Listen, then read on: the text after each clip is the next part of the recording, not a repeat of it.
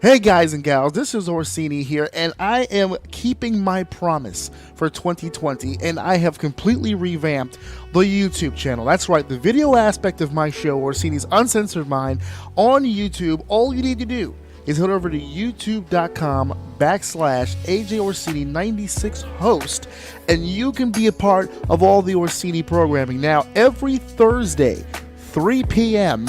Eastern Time, you're going to get not clips, not a best of, not snippets. No, you're going to get a full episode for Throwback Thursdays. I'll be picking episodes from the past 125 episodes, every Thursday, 3 p.m., broadcasted on the YouTube channel to check out. Also, on Tuesdays, you're going to get a special treat, some original content, some stuff that's not even on Podbean. You know, if you've been listening to my show for a while, you know me and my wife have a fantastic chemistry together, a fantastic life. You're going to get a chance to see some of that. Every Tuesday, 3 p.m., we turn on the camera and we have ourselves some after-work discussions. Every Tuesday, 3 p.m., you're going to get a chance to see that. I'm going to be back on the road soon, so there's going to be some special interviews, some exclusive behind-the-scenes footage. It's going to be banana sandwich on the YouTube channel. All you need to do, again, is head over to youtube.com/AJ Orsini 96 host. That's all you need to do, and you can be a part of the Squad of O on a visual aspect. Listen, guys, this is entertaining stuff. Head over there, check it out, and enjoy.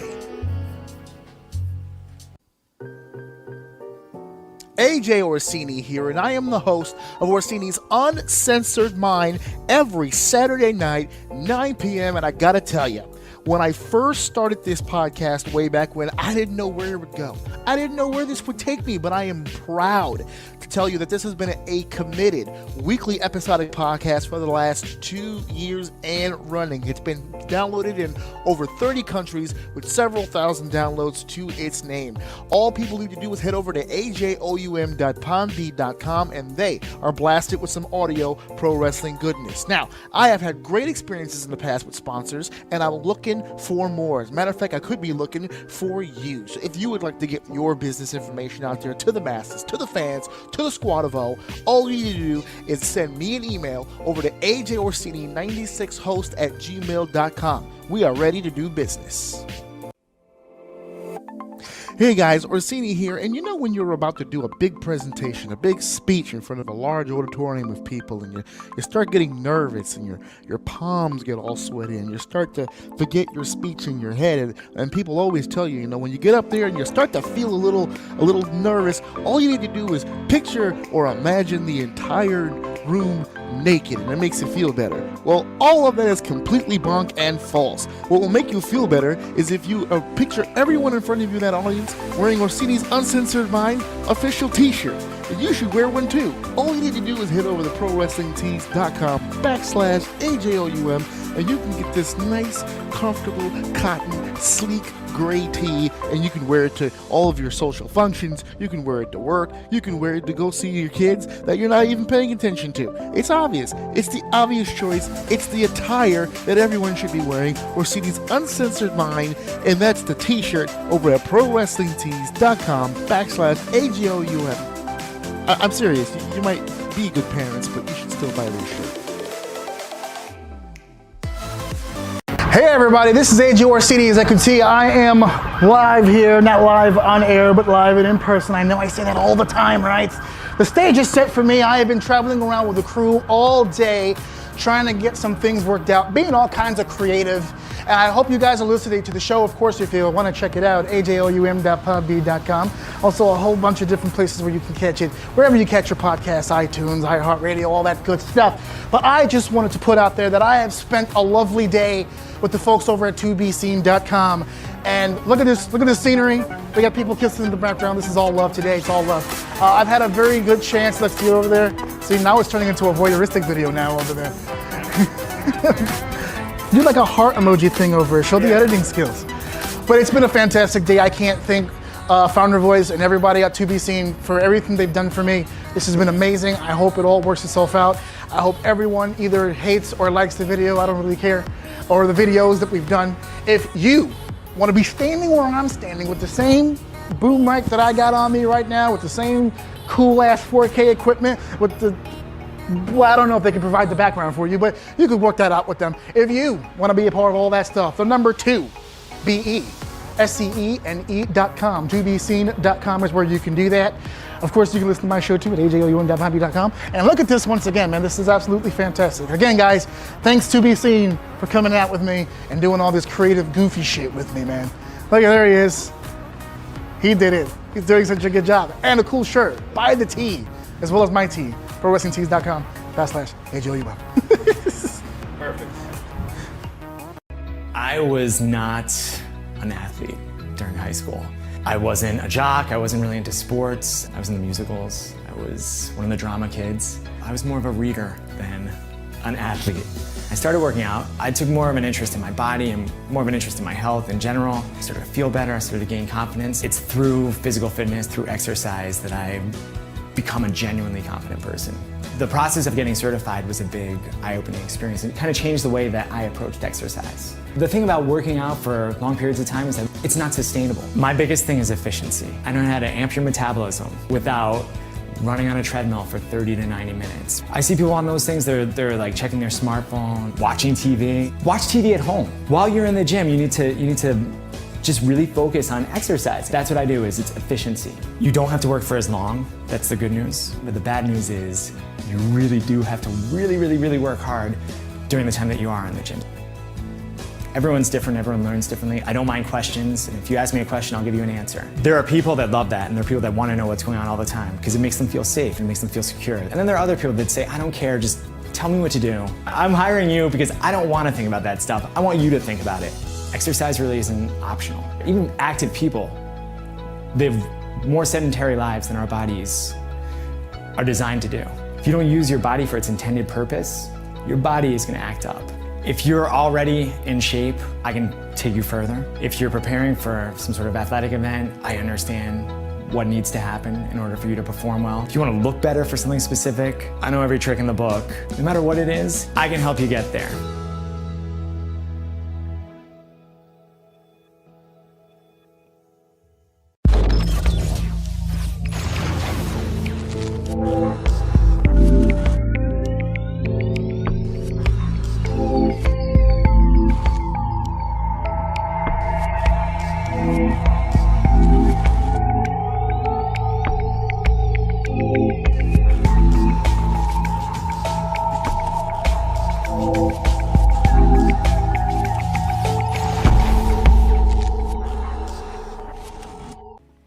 Hey guys and gals, this is Orsini here, and I am keeping my promise for 2020, and I have completely revamped the YouTube channel. That's right, the video aspect of my show, Orsini's Uncensored Mind, on YouTube. All you need to do is head over to youtube.com/AJOrsini96 host, and you can be a part of all the Orsini programming. Now, every Thursday, 3 p.m. Eastern Time, you're going to get not clips, not a best of, not snippets. No, you're going to get a full episode for Throwback Thursdays. I'll be picking episodes from the past 125 episodes, every Thursday, 3 p.m., broadcasted on the YouTube channel to check out.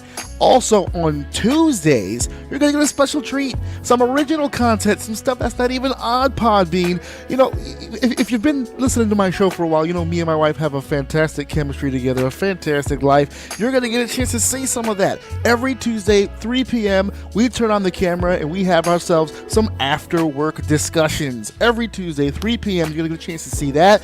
I'm going to be back on the road soon, so there's going to be some special interviews, some exclusive behind-the-scenes footage. It's going to be banana sandwich on the YouTube channel. All you need to do, again, is head over to youtube.com/AJOrsini96 host. That's all you need to do, and you can be a part of the Squad of O on a visual aspect. Listen, guys, this is entertaining stuff. Head over there, check it out, and enjoy.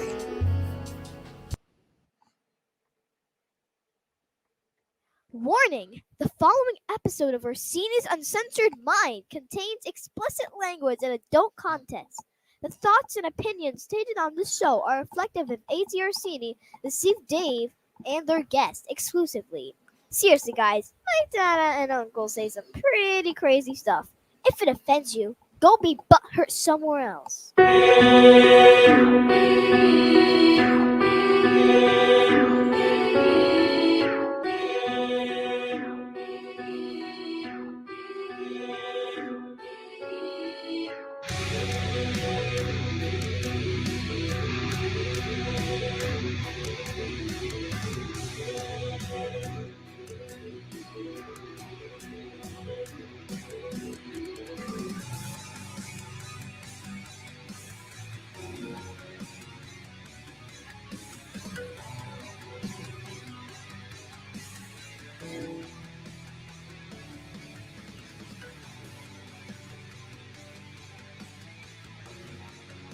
Welcome to Orsini's Uncensored Minds, and now your host, AJ Orsini with Dave.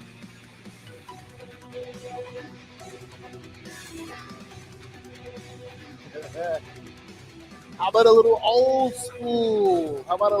school? How you doing, everybody out there? This is your boy, your main man, your Job Soul brother from specifically the same exact mother. I, of course, am AJ Orsini, your host of Orsini's Uncensored Mind, and it's been a while since I've been live for all of you. It's been a while since we've been live. As a matter of fact, we took a hiatus for a long time, and we've been back for a while now. Came back in January, but I've been waiting. I've been looking for the right spot for us to come back. As a matter of fact, here it is already in the chat. Jess, long time no see. Sup, player? What up, my man J Rod? What's good? I'm glad to see all the people coming out tonight. I know I got a few messages from people telling me that we're going to join in on all the fun tonight, and I cannot wait. Now, Orsini's Uncensored Mind has roundtables, has discussions all the time on live, or it used to in its previous incarnation, and we're looking to bring some of that back for all the right reasons. They're not all going to be wrestling related. In case you haven't listened to any of the audio podcasts, we've laid down the rules. We've laid down how this is going to work. They're not all going to be wrestling related, but tonight's a special night because it's going to be hella wrestling related because we're here to talk about WrestleMania 40. And don't let the question mark fool you. Every time my wife does that intro, she does it with the question mark. But look, he is here. He's in the house. Deceive Dave is here in the new casa. This man is ground zero for WrestleMania XL. He is in the city itself, Philadelphia. He's ready to go. Dave, what up? Nope, can't hear you. I'll give you the same enthusiasm. What's up, man? Pretty excited. And we match enthusiasm. Here we go. My stomach actually swallowed up a whole word. That's crazy. That's not a good way to start. Shit, dude. And of course, we will not be alone tonight on our journey and down our path to the final exit on the road to WrestleMania. Normally, we have a whole bunch of people on here, but we've had some call outs tonight. People got busy, and they got busy fast. And I don't blame them because it's a big weekend, but the one guy I can't seem to shake. He's Mr. just Opportunity himself. He's too cool a guy for us not to bring this guy on. He's the soldier. This guy right here, he absolutely is always down for the crown. This guy's one of my best friends in the entire world. Of course, we're talking about the founder, Joe Dove. Mr. Murder is bad. He comes with his own song. He's evolved. Didn't we just have a copyright conversation before? No, that one's fine. It's not his theme weird. song. If you notice, it cuts off at the music. Phenomenal entrance and the whole thing. Hey, Dave, this one's for you. Jess says, "What's up, Dave?" There you go. What up? Showing What's up, man? All the plugging. I don't think I even need to plug myself, so I'm just going to talk wrestling. I have been relating you on the show for well over 2 months now. I know, and I'm loving every minute. And it's your turn. Guys. That's the misdirect. He's going to hit you later with something. Oh no, he's going to plug. It would be off-brand if he didn't. But yeah, he didn't have to. My name is not my name; it's my brand. So there's always a plug. So I want to start off the podcast with a little bit of a flex. Okay. For those of you who took the journey with us on the previous incarnation of this show with the squeaky chairs and the bench that hurt my ass and the fucking high chairs that was giving me hip dysplasia, whatever the case may be, ladies and gentlemen, finally your boy with the gamer chair. He's good to go. And Pombo we're twinning, baby. With the Pombo with the chair. Your boy's ass has never been more comfortable. Yeah. He's ready to go for this podcast because I don't know how many podcasts live we did where I would just sit. I was doing the preparation H stuff. Oh. I actually have bought himself a hemorrhoid donut. That's what he did. on this chair because I have 2 chairs just like this. Again, not flexing, right? But here, I will take you guys. I'm going to pull the curtain back just a little bit. Attached to my chair is a desk. Ooh. And Oh, because it's attached to the chair, when I move, so does my desk. So I wow. have full mobility. If I need to go get the remote for the TV, I just slide my fat ass over and Wow. go get the remote. It's a wonderful, wonderful deal. Man. Before we get underway with all this stuff going on, Joe, Yeah. how the hell are you doing? What's been going on with you? Man, what a world we live in. Last time previously on Previously, OUM, when you were we dealing saw with Joe Dove. we saw you on the 5th anniversary finale. I had Yes. combined the two. You and Steve had joined us. A lot's happened since then. You want to catch us up? What's been going on with you? Yes, I moved as well. I now have like a home. It's weird.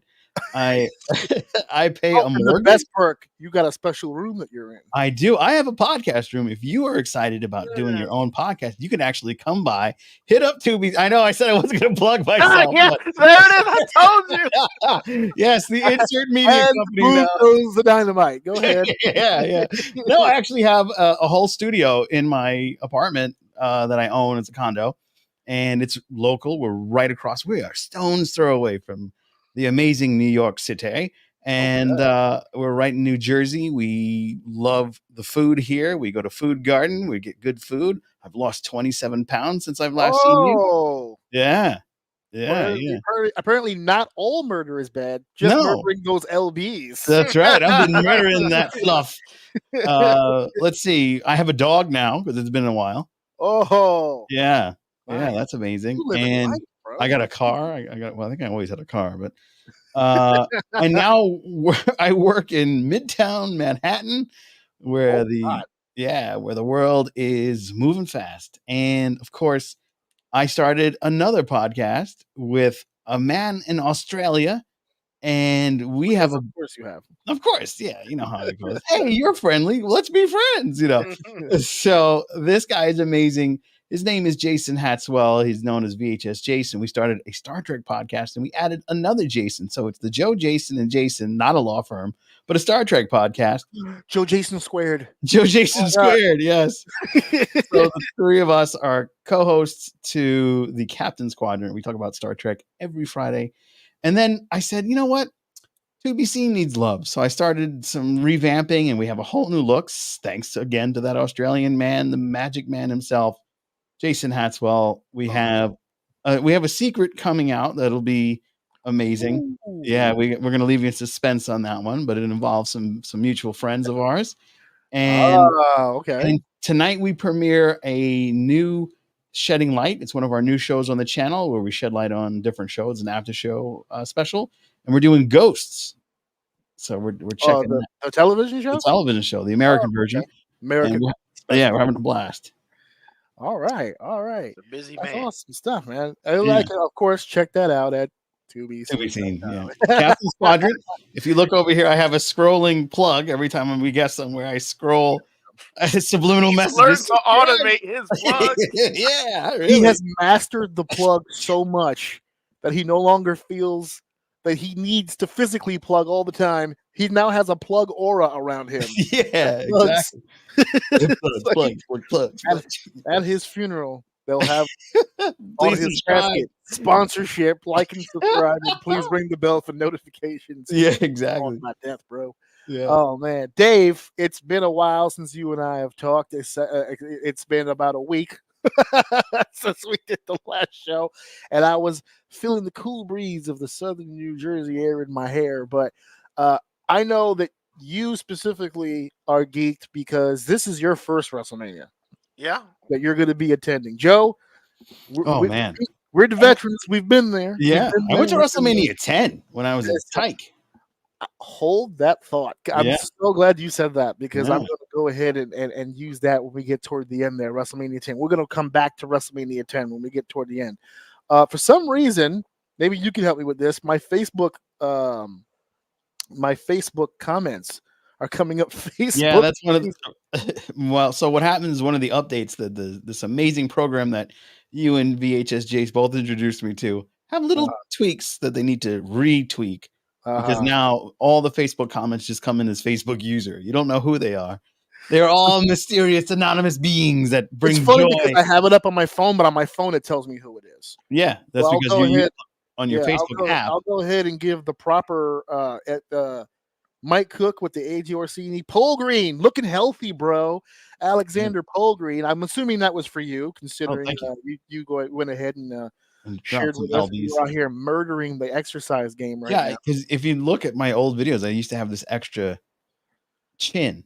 Okay. I got rid of All that right. some bitch. And I have the, of course, the Chrome Magnum Man back of the head, and that's gotten smaller. So very excited about that. And You've shrunken. You've lost weight in the cranial region. yeah, my face is doing it. That's a rarity. Yeah, I gotta do everywhere else. My legs actually got telling small, people fat too. dysplasia. You don't know where it's gonna go. Yep, Or it's where so gonna bizarre. be. It's so bizarre. Oh man. So Dave, this is your first WrestleMania, First wrestling. and you gave me kind of a small little wish list of things because it's in 2 nights. So we may or may not get when you think ahead about planning for WrestleMania, you may or may not get it on the night that you're going to unless you got dual tickets. But on a scale of 1 to 10, now that we know the card, now that we know what you're getting for your money on night 1, scale of 1 to 10, how stoked are you for this WrestleMania? I mean, I said it before, to be honest with you, the last time we were on here, I said that for what I was getting, anything else would be a bonus. And when you sent that card, I kind of hit the fucking jackpot. Hold on. You mean when you mean anything else was a bonus? You mean because they named the tag match the main event of Well, I night just 1? mean the things that I was like really excited for. I mean, Yeah. there's a bunch of things that I'm excited for, but for the stuff at the time that we knew we were getting, Right. I was fine with that. Anything else was extra. There was a few things that I said on there last week that I wish I got, but when you actually sent the card over, I said, "Well, I just fucking hit the jackpot."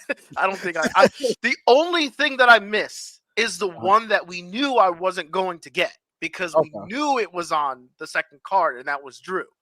Okay, I wasn't right. gonna. I mean, it was on the second night. I already knew we weren't gonna get Drew, so I was like, all right. But aside from Drew, I literally got everything else. Plus, in spite of not getting Drew, I'm getting Lil Wayne instead. So and Meek Mill. And Meek fucking Mill. Don't take forget it. about Meek. I didn't Yeah, they see did Meek announce- being there. I know on social media that they said they were gonna do something. He had they gave him a commercial on the show. And they gave him a commercial, but I don't know if that was just it. So if he's there, that'd be dope too. Yeah. But I did see Wayne is gonna be there, so we're good. Hanging out with Oos. Hey, listen, that's gonna, dude, so good. So Lil Wayne's gonna be not just being there, but apparently he's debuting the new single off the new album. Yeah. So we're gonna be hearing new music live and in the building. So it's gonna be crazy. Joe, how many WrestleManias have you been to? Okay. So I went to 10. I went to the one that Becky Lynch won. Oh, that was 35. I think you were there too. Yes, I went to that one. Yes. Yeah. And then I went to one where I think Hulk Hogan won. So Jesus, yeah, it's a long time. I was little. Your order's fucked there. Yeah. The first one I went to, I was real little. It was at Madison Square Garden. I think it was like I might have went to the first one. I was just gonna make fun of Yeah. you. I was like, I think I might have went to the first one. For counting the ones that you don't remember because you were a child, and then I just thought back on the fact that now my son is going to his second WrestleMania and he's 9. So I guess it is what it is. Because I know my son's not gonna have any 37 memories. No. If I asked him right now, he probably wouldn't. I'm pretty sure he'll have 40 memories though. Oh yeah, for sure. Like I remember 10 vividly. No, well, you were there for the ladder match, of course. I was fighting for my daughter to get this. Brett versus Owen. Hold that. Listen, brother, you just giving me all the segues in the world. Oh, I'm getting too excited. I'm shaking my little flimsy. Yeah, little your chest camera's now. shaking like crazy, bro. I'm just so excited. Okay, so let's kind of get into what the main course of the evening here is. We're talking about WrestleMania 40. We'll throw in some more personal stories as we go along because I think this particular WrestleMania, and I know people are going to say, "Well, AJ, you're going to this one," even though it's my 4th. My order goes, Nice. 29, 35, 37. The 2 in MetLife and the 37 in Tampa, which was the post COVID one. Yeah. And that happened by accident because everybody was locked up for like a year and a half. and we just wanted to go somewhere to get the fuck away from our home. Mm. And we just decided on Florida because that's always our safe spot. We love going to Florida. And the week that we booked it, that was about a week or so after we booked it for a specific week in April. They had announced that they were going to do WrestleMania in Tampa during that week. Wow. So I looked. My wife was like, "You want to go? Do you want to go? Yeah, let's go. Yeah, we're going to be there already." So, Yeah. so we went. We went for night 2, which was dope for us because night 1 was the one with the rain delay. And Oh. so we were straight. This is coming in from the comments. Hi AJ, and I'm looking at my phone. Narissa, sorry Narissa, I don't know what's It's a going on. StreamYard glitch. It'll be fixed. But in I a can see couple it on years. my phone, so I know who's commenting what. So so even though I'm going and it's my 4th, people are gonna probably side my excitement to the fact that I'm gonna be there. But correct me if I'm wrong, but this WrestleMania does have a different vibe Oh than it yeah. has in a while. Yeah. Um, This and I know that people are gonna look at The Rock and say, "Well, The Rock," but I don't know, because The Rock I hasn't think been like this in a long time. I would have been equally excited even if The Rock wasn't going to be there. I to was be still honest. gassed before The Rock. I Yeah, was hearing that yeah. he was coming at some point. We didn't know when. I actually He's- think we got a lot more Rock than we were gonna get. He's Yes. a But, fucking boss. But I For think I think once Rock came back into the fold and started to get, feel that vibe that's backstage and how everyone is just like, yeah, we're doing big business right now. I think he got motivated, like, oh, wait a minute, this feels familiar. Everybody Mhm. here is trying to make some but money. I mean, he has a very big ventured interest in this. Yeah, he's a now that fucking owner almost. well, he's So one of wrestling many moves- board. Yeah, he's a board. I mean, when you get on a board, you put a lot of money into the business. So it's not like, he was like, I'll give you $20, because then I would be on the board. But The Rock put money into this and into the Endeavor project. So this is big time for him. It's got to be elevated to another level so that it can be big pockets money. So you can buy all those fucking cow sweater vests. Those are important. That The Versace sleeveless. the Versace sleeves, baby. Where were you going with that, Dave? You were trying to say that No, I'm just saying we got more The Rock than we thought. before The Rock even came in. I've been gassed. I mean, we talked about it before on the a couple weeks ago, not a couple weeks, or maybe like around when we first started, that it really is starting to feel. I don't know what the direction is backstage, but either the wrestlers are being given like a guide and then the wrestlers are able to kind of take it where they want to go, or the writers are working directly with the wrestlers now. Something is closer. Finally. It feels like I'm getting more personality from the wrestlers than I was ever before. They all sounded like robots and it was very boring. And sometimes the style of what they were performing clashed with who they were. I don't know, but it feels so much better. Even the shows like Monday Night Raw and like SmackDown with their own respect, I mean, are much more enjoyable to watch. Even the lower card matches, I'm like interested somewhat in those, but the story that's around them and everything, I'm not even thinking about The Rock until he shows up. And then it's just like, oh shit, The Rock's here. What's going on? I think I can pinpoint that moment you were mentioning before because I remember if you remember back, we had just started the podcast back up about early January. We were coming up to the Royal Rumble and we were saying about the Royal Rumble. That's when we got our first clue that Mania might be lit because I don't know who wins the Rumble. There was like 5-6 different ways that it could have went, all of which would have been money. Yeah. And just before the Rumble, that's when Rock had returned. Yeah. It was like, I want to, you start Sit at talking the head about of the the head of the table. Yeah.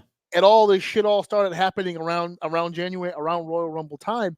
So me personally, I started getting the vibe and the voodoo then. And I was like, this may be a really good WrestleMania. There's a lot of goddamn star power right now in WWE right now. And it's getting interesting. It's getting really, really good.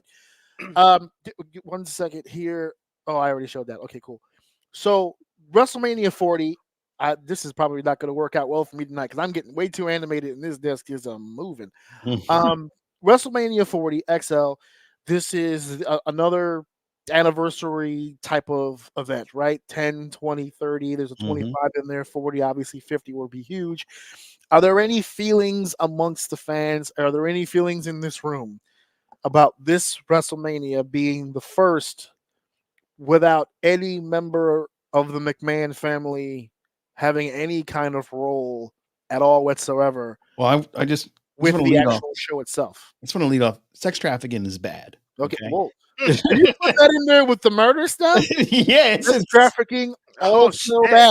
Oh, They're so both bad. This is- S tier bad. yeah, their S tier is bad on that one. So yeah, they're all taking a nice big step away, and I think that the business is in good hands. They got Hunter is still very involved, and he was the butter to the bread, if you ask me.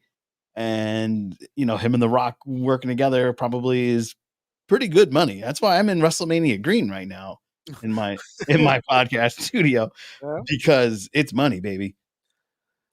Dave, do you think, because I think Joe just hit on there with Triple H, we were starting to vibe on Triple H's version of the WWE for a while there, and Vince just kept, like, you would think he's gone, and then he'd poke in, and then he'd gone and poke in. It took a scandal, but finally, we live in a world where even if Vince wanted to, he doesn't have access to this. No. Triple H is completely in the driver's seat of all of this.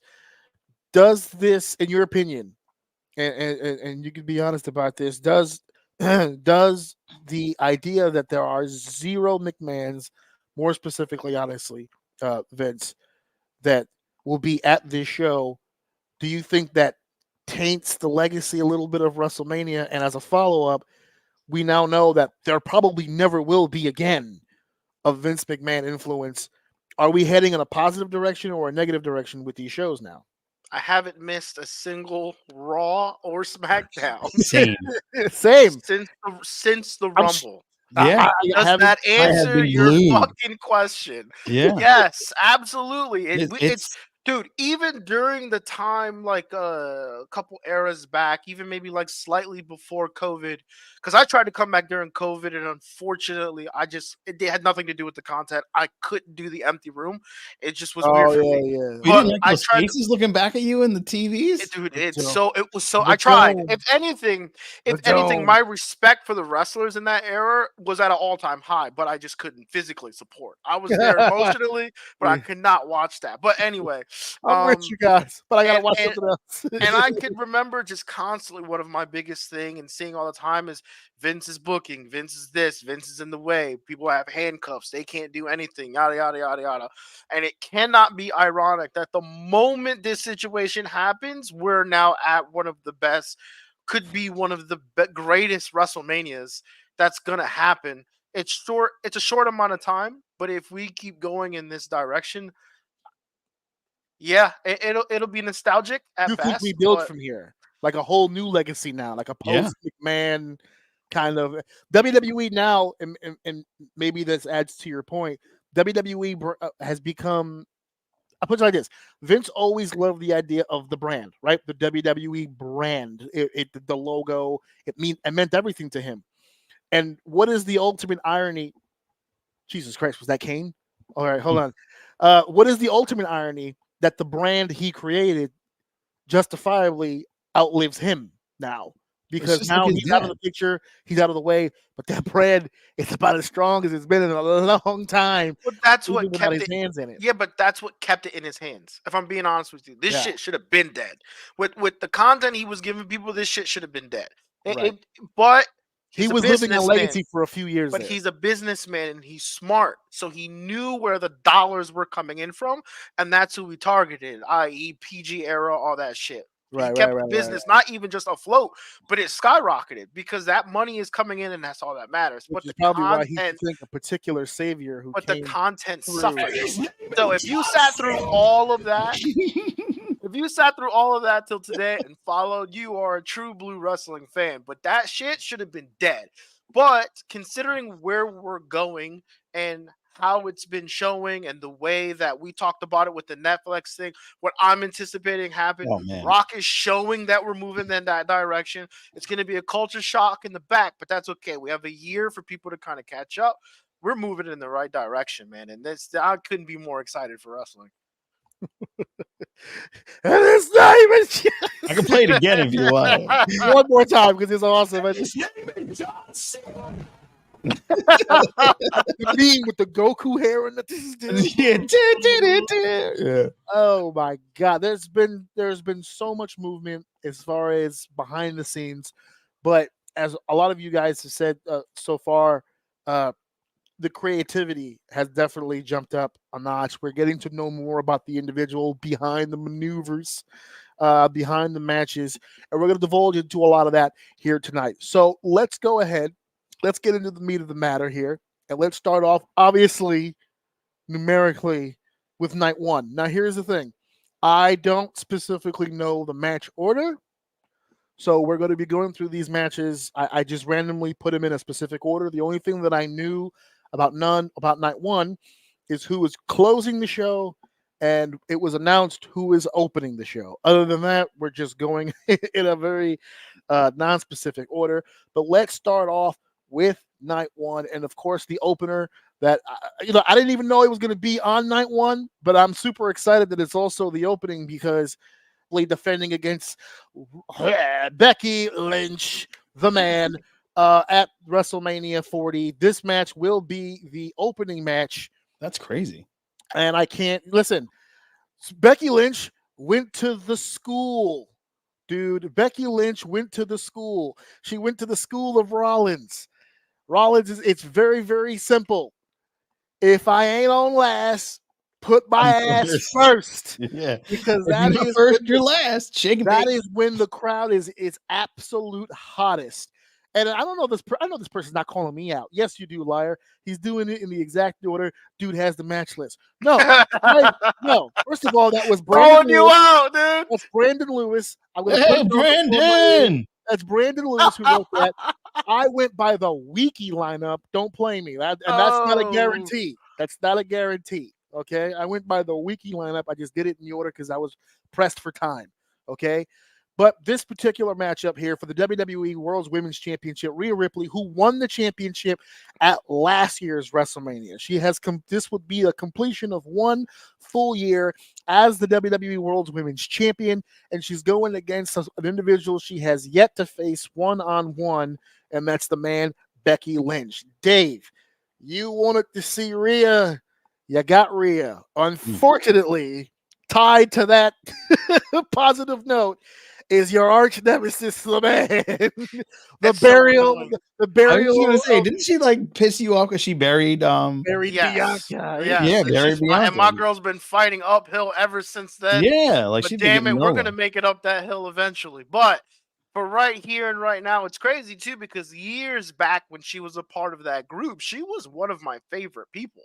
I loved her. She was my absolute favorites. Fast forward, I don't know. I mean, don't get me wrong. I'm not going to try to shit on her legacy and all her work. She's definitely put in the work.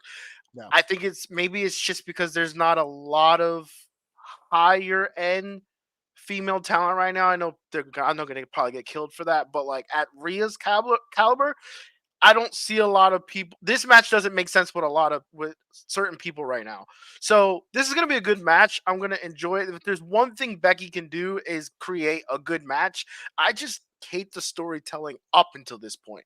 That's all. I'm good for the match. I just hated the whole, almost as if like Becky was trying to earn her right for the match, which is fucking weird. I don't know. I don't get the storytelling on this one.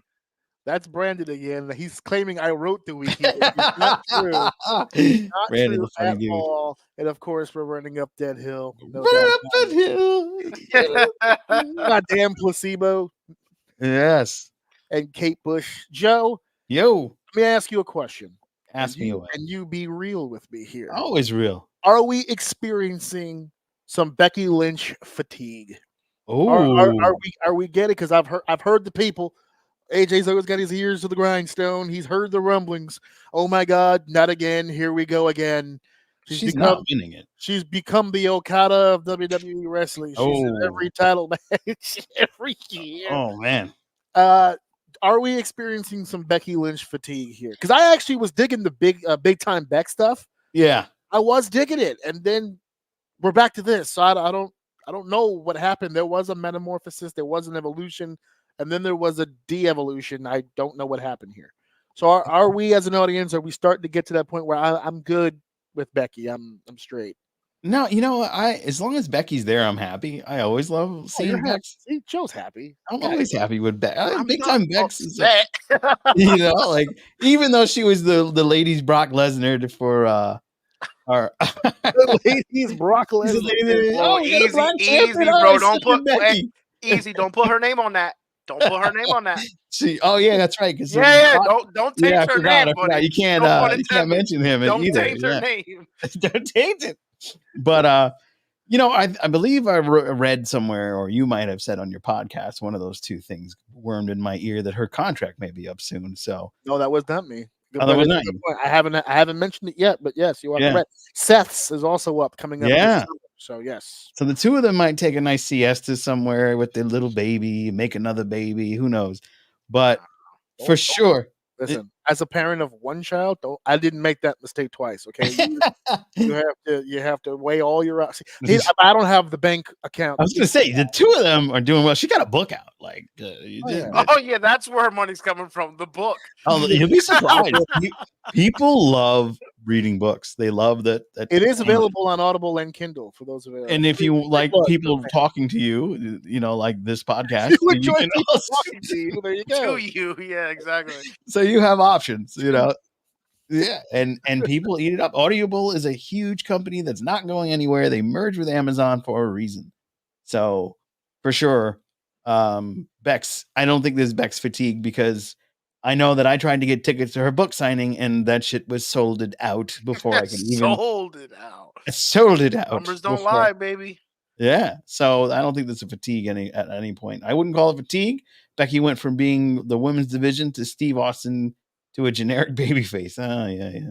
Well, to be fair, is that Brandon again? That was still Brandon. Yes. Why did he just be in here? Hey, if Brandon wants to join, I got no problem sending him a link right now. But I just didn't want to bother him with this. I know he's off doing some other stuff. But that's actually a really good point. But I also don't necessarily think it's her fault that happened. When Becky started the man, it did seem like she was an up and comer because at that point she was always a mechanic. She was a good wrestler, but she hadn't really ascended to any real points in her career at that. Even though she had been champion, the title reigns didn't really feel the same. Remember, she's the first SmackDown Women's Champion of all time. But when she started that, it was kind of a revolution, and it felt like she was kind of going against the grain a little bit, and she felt like she was, rising up and in spite of management, and it did feel very Steve Austin-like. But much like Steve Austin, when you're the underdog and you overcome and you succeed and you reach the top, you're not underneath anymore. You're not an underdog anymore. There's no one for you to go against. Like Punk said to Cena, you are what you hate. You have become the New York Yankees. You're on the other side of things. That's because he's from Boston and his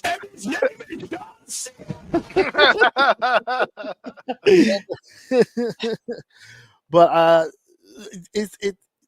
it's one of those things where that's what I meant by the fatigue of it, because there's only but so much time you have on top without changing things up.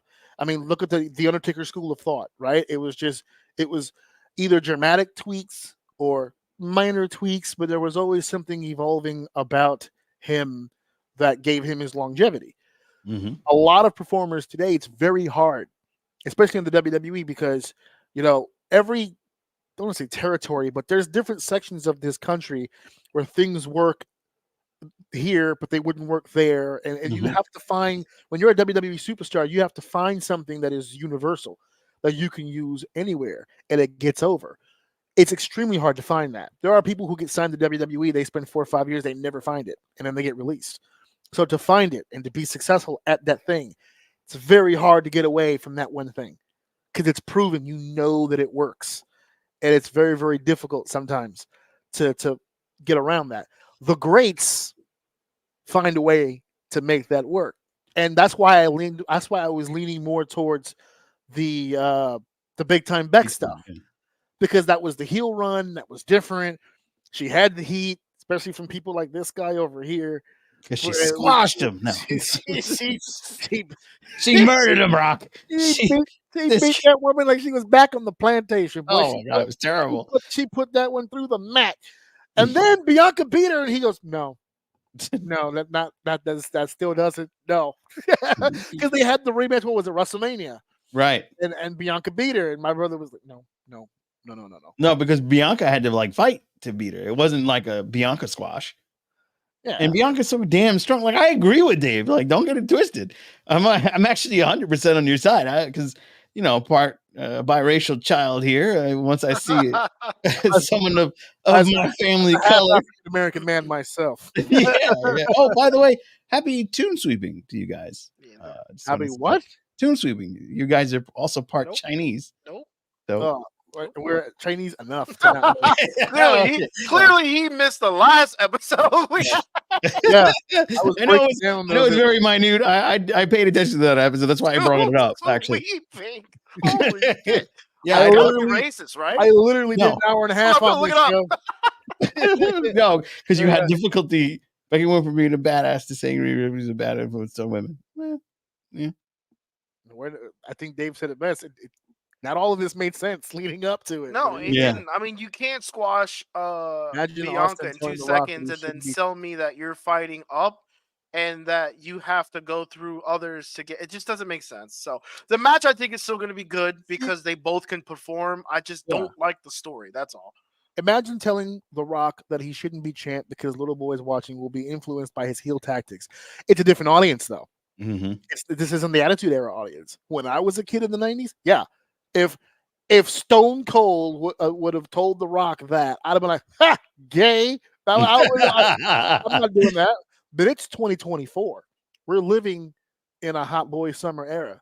Mm-hmm. So for someone to go, yeah, you're a bad influence, the audience goes, you know what? He's absolutely right. You are a bad influence, son of a Person bitch. is a bad influence. It's not May 19th, is it? No. All right. I think it's the Tune sweeping. I told you. That's fucking with my electricity over here. Yeah, That's what it is. It's got me on my goddamn toes. So I think Dave said it the best. I mean, it's going to be a dope match, like he said, but the build up, not so much. As far as a dope match, but the build up, not so much. Our next matchup here for the WWE, nothing to do with Sami Zayn, which is I think the clearest message that I can give. I don't dislike Sami Zayn. Sami Zayn is A-okay in my book. Chad Gable was in a fabulous position to be in this match, but I'm not even saying that that's the match that I wanted. Oh. The real match that this was supposed to be was Gunther and Brock Lesnar. Oh, that's right. That's the match we were supposed to have. And then the sex trap. Because of a little pee-pee. Oh, not a little one, apparently. Well, I mean, there was a few JPEGs, maybe even a few videos. High quality, of course, because I'm assuming they have the best phones you can have. iPhone 15, baby, Max Pro. I hate the fact that a little bit of urine got in the way of this, but we don't have the matchup that we were looking for here between Gunther and Brock Lesnar. But all jokes aside, there was something that fell in their lap here with Chad Gable. And I feel that this is unfair to Sami Zayn because I actually think Sami Zayn is better in the role that they're portraying here with the underdog. Because Sami Zayn, in my opinion, is one of the best fight from underneath underdogs in WWE history. He's one of my favorites. I've seen them all. He's one of my favorites. I love the way he does it. I love his fire up. He's a great promo. I love all of that stuff. But that Chad Gable story was on the money, and the timing seemed right. The video with the little girl crying, he made my daughter cry, and all this got me, man. And I don't even have. And then they made Chad Gable the last guy in the gauntlet, and I'm like, oh, I was like, this is gonna be it. And then fucking Sammy just beat him. That's it. And I went, oh man. The outcry was so much that they actually started using it on the programming with Sammy now doing something with Chad Gable, with the coaching and you need to get your seriousness back. We need to see the old Sami Zayn come back. Joe, where do you stand with Sammy in this matchup with Gunther? Is this a matchup that you're looking forward to? Is it the one that you're settling for because now you know what you could have had? Where do you stand on this? So I think, because of a little yellow, we didn't get the match that we were promised, the prince that was promised from the Royal Rumble. Yellow. Because that build up in the Royal Rumble was dope. We did that perfectly. But then, of course, the allegations and everything that happened, so they had to alternate. And of course, like you said, these things have to change. You got to roll with the punches and get to what's real. Yeah, it wasn't our number one option on the table, No. but we. Well, don't worry, folks. We'll find more pea puns along the way. Yeah, exactly. But I got to tell you, I really like Sammy. I like his work ethic. Don't like his entrance theme. I that shit is garbage. But I absolutely Not digging the ska. Oh no. I like ska. I'm a big Police fan, but like somebody told me once, it's like ska is the type of music that plays in a fat kid's head when he's getting Taco Tuesday. So Wow. yeah, it's like I think this might. So we're only 52 minutes in. I think this is the most offensive show yet. Let's get going. Oh, you brought me on. What do you expect? Let's get murder is bad. That's it. Let's get murder is bad. He's gonna say some mean shit at some point, and here he is. Oh, you fat kids, being that I'm one of them. But there's something. That's Brandon Lewis again, by the way, in the comments. Nobody promised you anything, Joe. That's right. Nobody promised you. For fuck's sake. But I do, and I'm gonna send you a link. Show your face, you coward. I absolutely adore both of these guys. Gunther is a great villain. He's the greatest reigning Intercontinental Champion since the Honky Tonk Man. He's better than the Honky Tonk Man. Come on. Yeah, of course he's better than Honky. I mean, no disrespect to Honky. I've met him so many times. I never would have poured disrespect to that man. No shade on Honky. No shade on Honky. We shake, rattle, and roll, baby. But Gunther just puts on a show, and Sammy gets fucking monster off by getting the shit kicked out of him. So we've got an opportunity for such a great beat up story. And if Gunther drama. Yeah, we've got drama here. I mean, I'm kind of Sammy. Get up, Sammy. Yeah, I mean, and then he Monday that just passed when he beats up fucking Chad Gable too. I was like, oh, this is great. He drug him out with one shoe on. Yeah. He was dragging him by his leg. I'm like, really? Yo. God did this dude so dirty in that gauntlet match, and then you're just gonna have him get his ass kicked and dragged out there like some bitch on national television. And by the way, he must have beat his ass good. Chad never got off the ground. He just he hit on the back the whole time. He was like, I'm getting paid to lay here. I'm gonna lay every minute I can. In his fucking windbreaker jacket and his what the hell was that sock? Was that like a minion sock? What was I don't know. It was wild. It was bizarre. But I think, personally, I think Gunther is going to be somebody that's not going to lose his title. He's going to be the Ultimate Warrior of our time, mixing Intercontinental Champions. And he's not going to go running down to the ring for sure. But I think he won't lose it until next year if they do champion versus champion. I think he's going to go up against Seth or Cody or somebody. Here's the thing. Do you guys think that if it had been Gunther and Lesnar, that Lesnar would have won the title? Yes. Wow. Yep. Impressive. I don't think he's ever been Intercontinental Champion. No, that's why I think he would have been a good. Has he won any belt besides the heavyweight titles? I'm sure he's won a tag belt. With who? Who the hell? Himself. Oh, imagine I am the tag team champions. Oh, bringing that back. Yes. Oh, man. Dave, you're going to be in the house. You're going to be in the building. I know you're a Gunther guy. But where's your head at with this specific matchup they're giving you? I'm indifferent. I just want to see Gunther, honestly. We talked about it before. I'm where my interest here isn't in the match. My interest is because I'm very big about talking about their stories and what they've been doing recently and how I support it. And we said before that with the positives, there's going to be negatives. And trying new things, some people are going to die. And unfortunately, Gable right now is dead. So let's see where they come from this. I feel like with some of the things that have been happening, look, we just pushed Gable to the ground. Let's dig him more. Right, and then pushed him into the ground. Just shot him in his left nut, and just kept stabbing at him. Then we have a chance to find an opportunity to get him to fight from behind, and we can build him out of it. So I'm more interested in see where they go with the individual characters after this. But this match is just going to be fire because Gunther's in it, and he's going to beat the hell out of Sammy, and it's just going to be fun to watch. That's it. They're just gonna beat the shit out of Sammy. I like Joe's point, and I'm gonna expand on that as far as the dramatics of it, right? Of the whole, because they did it on Monday. Yeah. Where he beat the shit out of Sammy, blah, blah, blah, blah, blah, and then Sammy starts to. He was hulking up. He's fucking, the power of fucking Yeah. Canada is in me. I am a real Canadian. He's in my color. And he got up and he summoned the power of his Maple Leaf ancestors and then got booted right in the Right face. in the face. Oh, in the Is face. there anything more disrespectful than getting kicked in the face with a fucking loafer? Yeah. And then On top of it. it being effective because he was out. Yeah, So, that was it.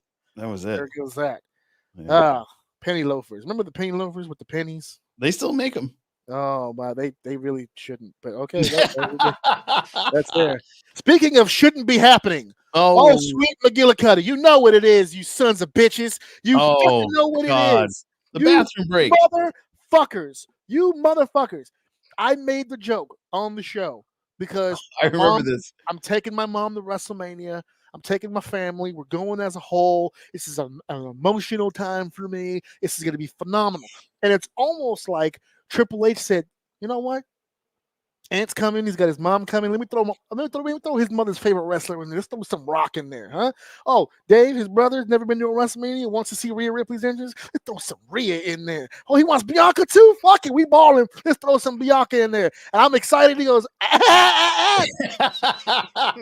before you leave, you better take this 6-pack ladder challenge with your ass. Oh, man. Hold this L, and L is for ladder match. Yeah. You fucking sons of bitches. I couldn't fucking believe it. I couldn't believe it. And not just any ladder match, the biggest fucking ladder match they've ever had in the history of fucking WWE. Yeah. For those of you who are not obsessed with this business the way that I am, A&E is doing another. God damn it. I know he's in here. So Paul Bear. Oh, yes. I think every wrestling fan has a Paul Bear impression. I think every wrestling fan has a Paul Bear, a Macho Man, some sort of Hulk Hogan. Yeah. Yeah. So I forgot my train of thought. Where was I just talking about before we got sidetracked to Paul Bear? Oh, I was watching the A&E Rivals, and they just did the rivalry on the three teams: the Hardys, the Dudleys, and Edge and Christian. Oh, I just watched that documentary about and their that cultivated rivalry. in one of these, right? And their whole rivalry was basically the TLC match. Yeah. And they were talking about the TLC match and what it took to kind of put those together and what it took to do those. And I guess age and time, because I haven't seen him in a while, how nonstop that action was in the TLC match. And you could hear the guys discussing it about how difficult it was to put it together and who should shine when and blah, blah, blah.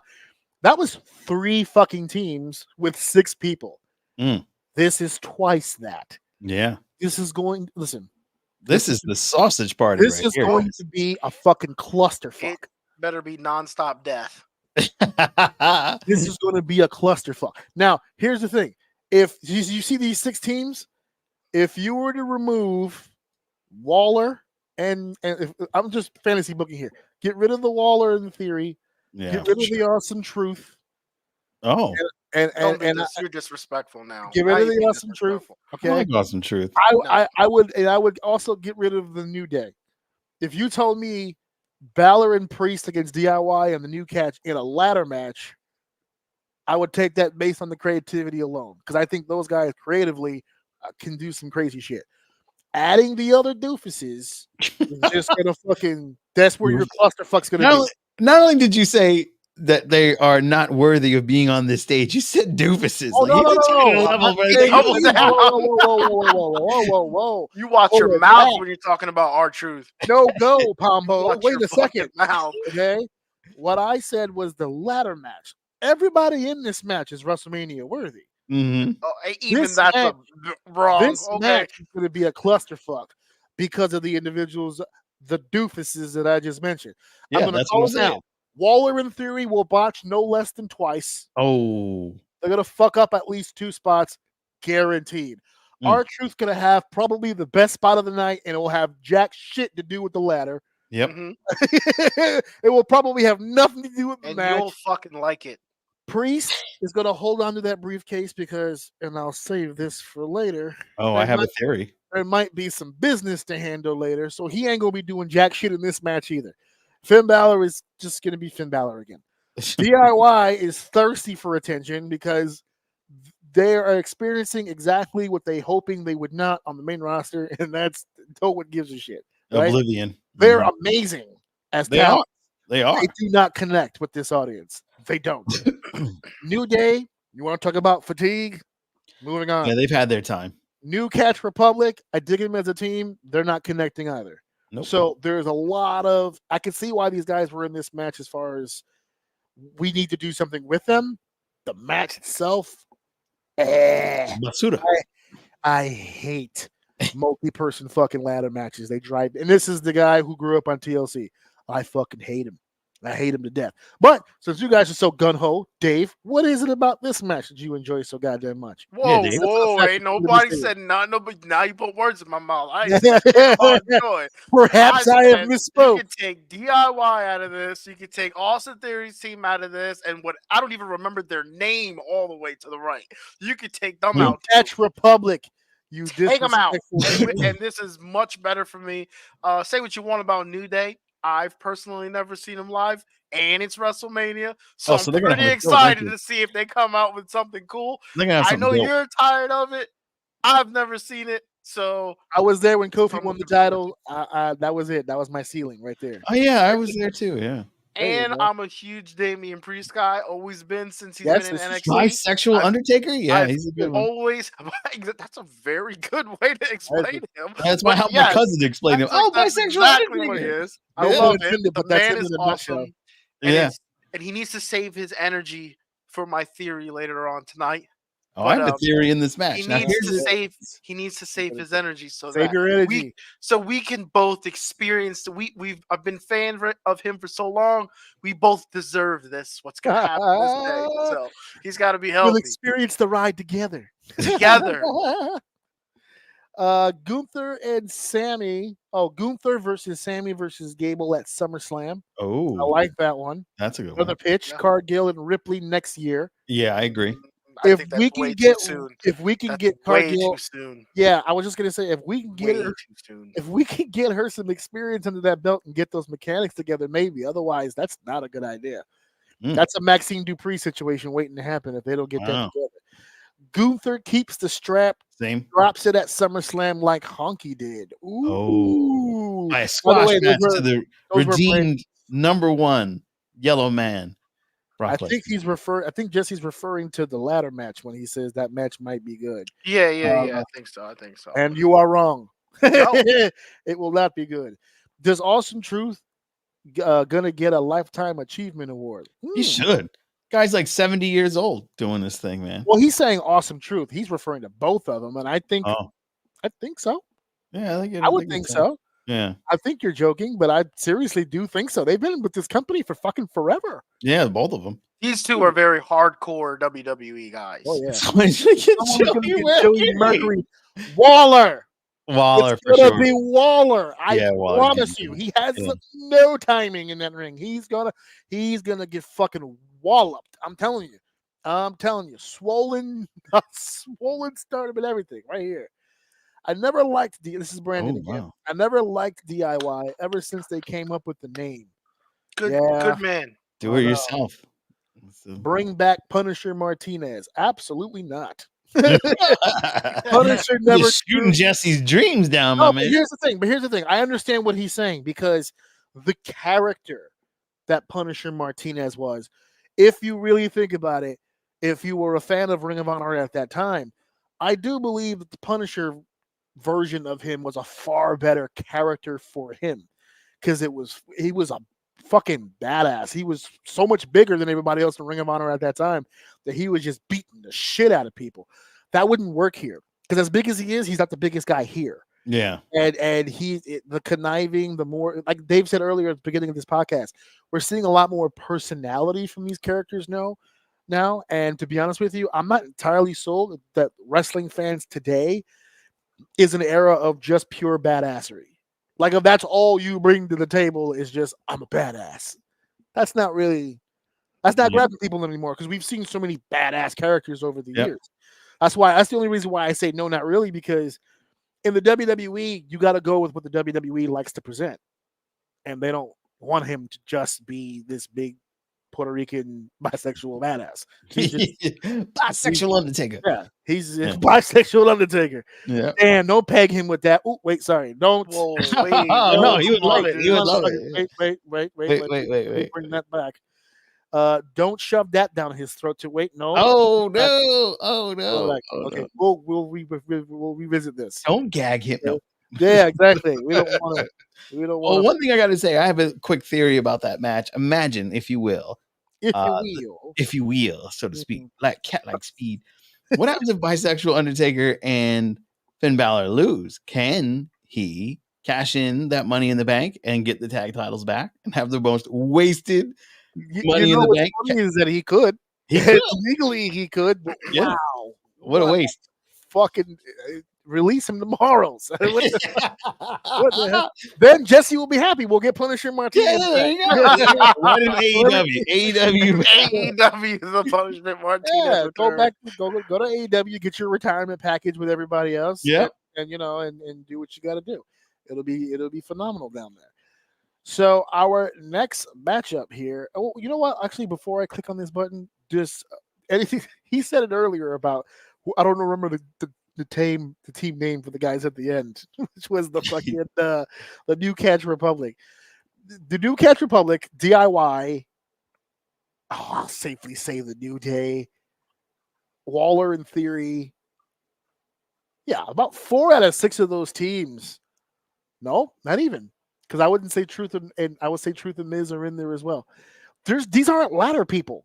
No. These That's why it's aren't like, this is awkward. These aren't really high spot people. No. these are. This would have been a Ricochet I know match. Gargano and Ciampa are more on the smaller side, but they're all wrestlers. Yeah. So I mean, Ciampa and did show us a lot. Remember that War Games in NXT when they had the deal when he did the deal with Cole off the top of the cage and all that other stuff. He's a bit of a nutcase, but yeah, we'll definitely take a look at that. What did he just say here? More like Undertaker's long lost son. Oh well, His long lost bisexual son. you know. Listen, put whatever you want around the bisexual. That's what we're going with. Let me tell you something, Jesse. If he was Undertaker's long lost son, based on the stickers in the back of Taker's truck, he'd probably be ashamed of him. Oh. Oh Oh, God, God. not AEW. It's every it's a job. fan's worst nightmare. No, don't do it. There was a time when it was reversed. They were like, "Oh, just go to AEW," you know. Now, I'm not talking about those guys here on this podcast today. Yeah, But I please, will say, they had the potential to do something, and it's not there anymore. We now know where that line is, and now We're moving on. and so do the wrestlers. Mm. I'll say that the cat's out of the bag, so to Uh-oh. speak. By the way, if you want more insight as to what happens back there, check out that CM Punk Ariel Helwani interview that took place not too long ago. That'll give you some fucking insight really quickly, and let you know what's going on through old TK's head down there. Jesus Christ, I'll never get a job there. Thank goodness. Whew. And our next matchup. Hermano versus Hermano, the Uso versus Oh yeah, brother. It's going to be Jey Uso against Jimmy Uso. And the reason why I bring up this accent is because I love this match so much. I'm going to have a cigar and a glass of wine and a chalice, and my wife will be blowing me as I watch this match at home. It's going to be amazing. Oh, that's not fair. She doesn't get to watch the match. No, we're gonna watch it in the building. I'm just saying when we come home to rewatch. Oh, I thought you meant He's already you're seen right. it at that point. So there's no need. Whenever I go to the building, because you don't get to hear the commentary live, Right. so I don't hear the call. So I'll always every WrestleMania that I've been to, I always go home. I watch it back to see what the hell I missed. So when we come back for the reviewing, she won't be seeing it twice. Fair enough. No. She can hear the calling with her ears. There we go. Yeah, well, I might use ears. You don't know what I'm into. Yeah. But Or maybe this she'll tag in bisexual Undertaker. And There you go. What a treat. He'll be so confused. There's 2 of you. What do I do? And man enough. I do both. Yeah. Oh, man, enough.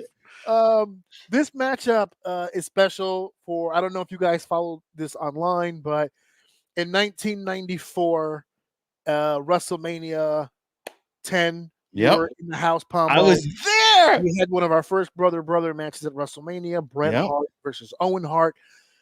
15 years later, in 2009, we had Jeff Hardy versus Matt Hardy at WrestleMania. Mhm. And now, 15 years later, we've got Jimmy versus Jay, brother versus brother. I'm going to go ahead and give you guys a spoiler. You Yeet. ready? I've got this figured out. I've got Uh-oh. this map. No yeet. No yeet. No yeet. We do not yeet yet. But I'm going to give you guys a spoiler. Okay. Okay. You heard it here first on Orsini's Uncensored Mind. Okay. In 1994, Pombo, I'll ask you. Yes. In 1994, who was more over in WWE, Bret or Owen? Owen at that time. Owen was more over than Bret Hart. Oh, no. Excuse me. Oh, Bret was more over, but I thought who won the match? It was No. Owen. Who is more? Yeah, who's more over was Bret. Bret was huge. Yeah. Who won the match? Owen. Dave. In 2009, who was more over, Jeff or Matt? Definitely Jeff. Who won? I'm gonna guess Matt. So, That's right. So let's follow the bouncing balls, bitches. Oh shit! Are you saying that 2000 Jimmy? In 2024, who is more over, Jay or Jimmy? Jay for sure. Jimmy You talking will about be in my heart, or do you mean the universe? Because you know what? I'll play along. Jay Uso is more over. Jay Uso is more over. Jimmy needs the win. He will walk away the winner of this match. I know we haven't done predictions and we don't need to. Yeah. I'm just saying, follow the bouncing ball, baby. It's going to be Jimmy. Now, Dave, you and I are brothers. Oh, that'll be a good match. We've got the same parents. Mm-hmm. I'm clearly more over than you. Mm. I get the big payout. Yeah, I'm okay with that. You get the WrestleMania payday, big guy. That's what you get. You're going to be in the building. You yourself, you told me, I think it was just last week's episode. You're really hyped for this one. Me too. This one you were really hyped for. What are you looking forward to? What do you think is going to happen in this match? How do you think this whole thing plays out? So I'll try to make a long story less long and say that one of the things that I hated the most or had a big problem with, especially a while back, we talked about on the pod, was just Roman, that whole Shield group. We talked about it. I felt like they were oversold to me. I didn't see it. I was dead on all of them. Came back to wrestling, and you guys were like, nah, Roman's doing something different. Fast forward, we know where he's at with it now. Usos have always been the word I hated. I never gave them too much of my eye. So maybe they did do things that I would have liked, but their gimmick and the way that they move within itself, I absolutely could not stand it. Could not put up with it. So I avoided them like the plague.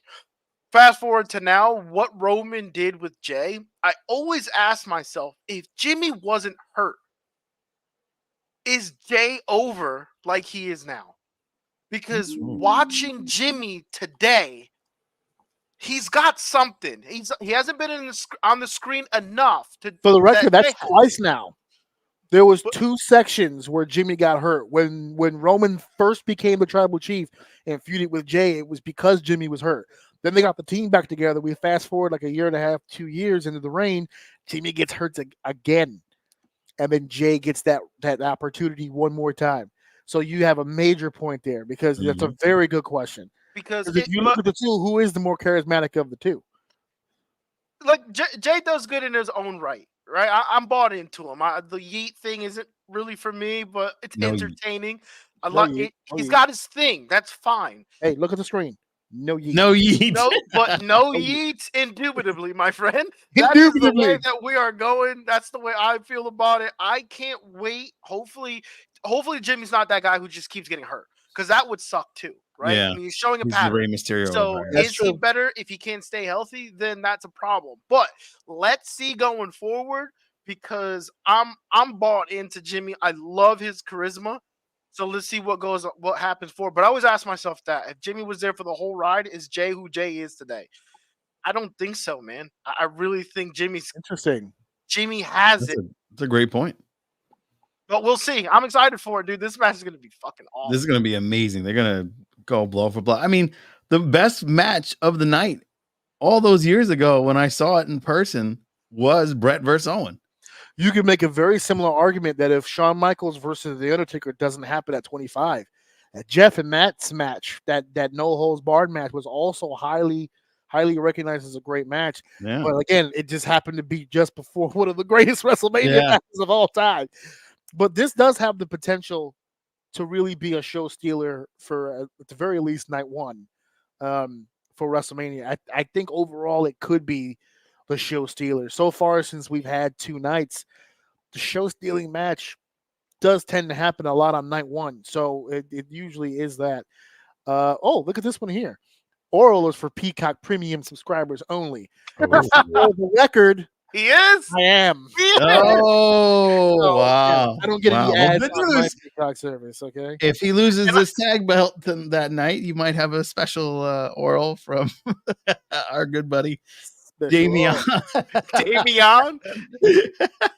Damien, what are you doing here? Yeah, don't worry, it'll be over quick. Tranquilo, papi, tranquilo. Papi, please, Papi. Yeah. Silencio. It wasn't only reason why Jimmy was out. He had issues with the law in a couple of DUI cases. I The think I DUI, you know what though? Jesse, I love you, buddy. I don't want you to feel like I'm ganging up. You on are, I dude. really You're a don't. dick, dude. But I don't want you to feel like that. But this is good. This is healthy conversation. You have an actual point with the DUI stuff, and it did harm them when I they do were remember in that, the yeah. moment. Yeah, I remember that. But based on the fact that how well these two have been pushed since those cases, I don't think the DUI thing matters to anybody. And I'm Well, referring it to was timed missed. the backstage. It was what now? It was time missed. It was time. Well, that's what I'm saying. Yeah, like Yeah. I don't really think it affected the overall grand scheme of things. They already had the Usos right here. They're like, we're going to use these fucking guys no matter what. And it's unfortunate that those DUI cases happened. And you know, I forget which one was it, whether it was Jimmy or Jay that had the issue with the actual driving. Because I know they were both lit, but I don't remember. Yeah, I who. think they both have I issues. don't remember exactly who it was behind the wheel at the time. I remember hearing stories about Naomi being pissed at both of them. Yeah, It just, all kinds of personal they shit. should have had going on. no shots. Yeah. I mean, this happened, if I'm not mistaken, just to add to that point, the last case that he had was like just before WrestleMania. And they were Last the year? tag team champions with not last year. Was it 35? The one that we went to? When they retained. Remember they retained the titles? Yeah. It wasn't like they were not only were they not stripped, they defended them. They continued on as tag team champions. So I don't necessarily think that really played much of a role. I think the injury played more of a role for Jay. I'll give. Okay, wait. He clarifies here that it was Jimmy. Yeah, I thought it was Jimmy. Yeah, that's what I thought. Well, that's probably why Naomi was so fucking mad. But it's. I think it might have played a role when it was fresh at the time. I don't think it's playing much of a role now. I think what's more worrisome to WWE is Dave's point, which is the injury angle. This guy doesn't seem to stay healthy for very long. He's also not in a whole lot of matches now, so far his run has been a lot better. But if he does win this match at WrestleMania and he becomes more of a focal point on the heel side, will they be able to trust him? So we'll have to find out. Stay tuned to watch and find out who will survive Jimmy's torn whatever he tears next. And we'll find out here. Now, this next matchup that we're going to be talking about here is he just mentioned her here. This was a 6-woman tag team match. Bianca Belair. There you go, Dave. Bianca's in the house.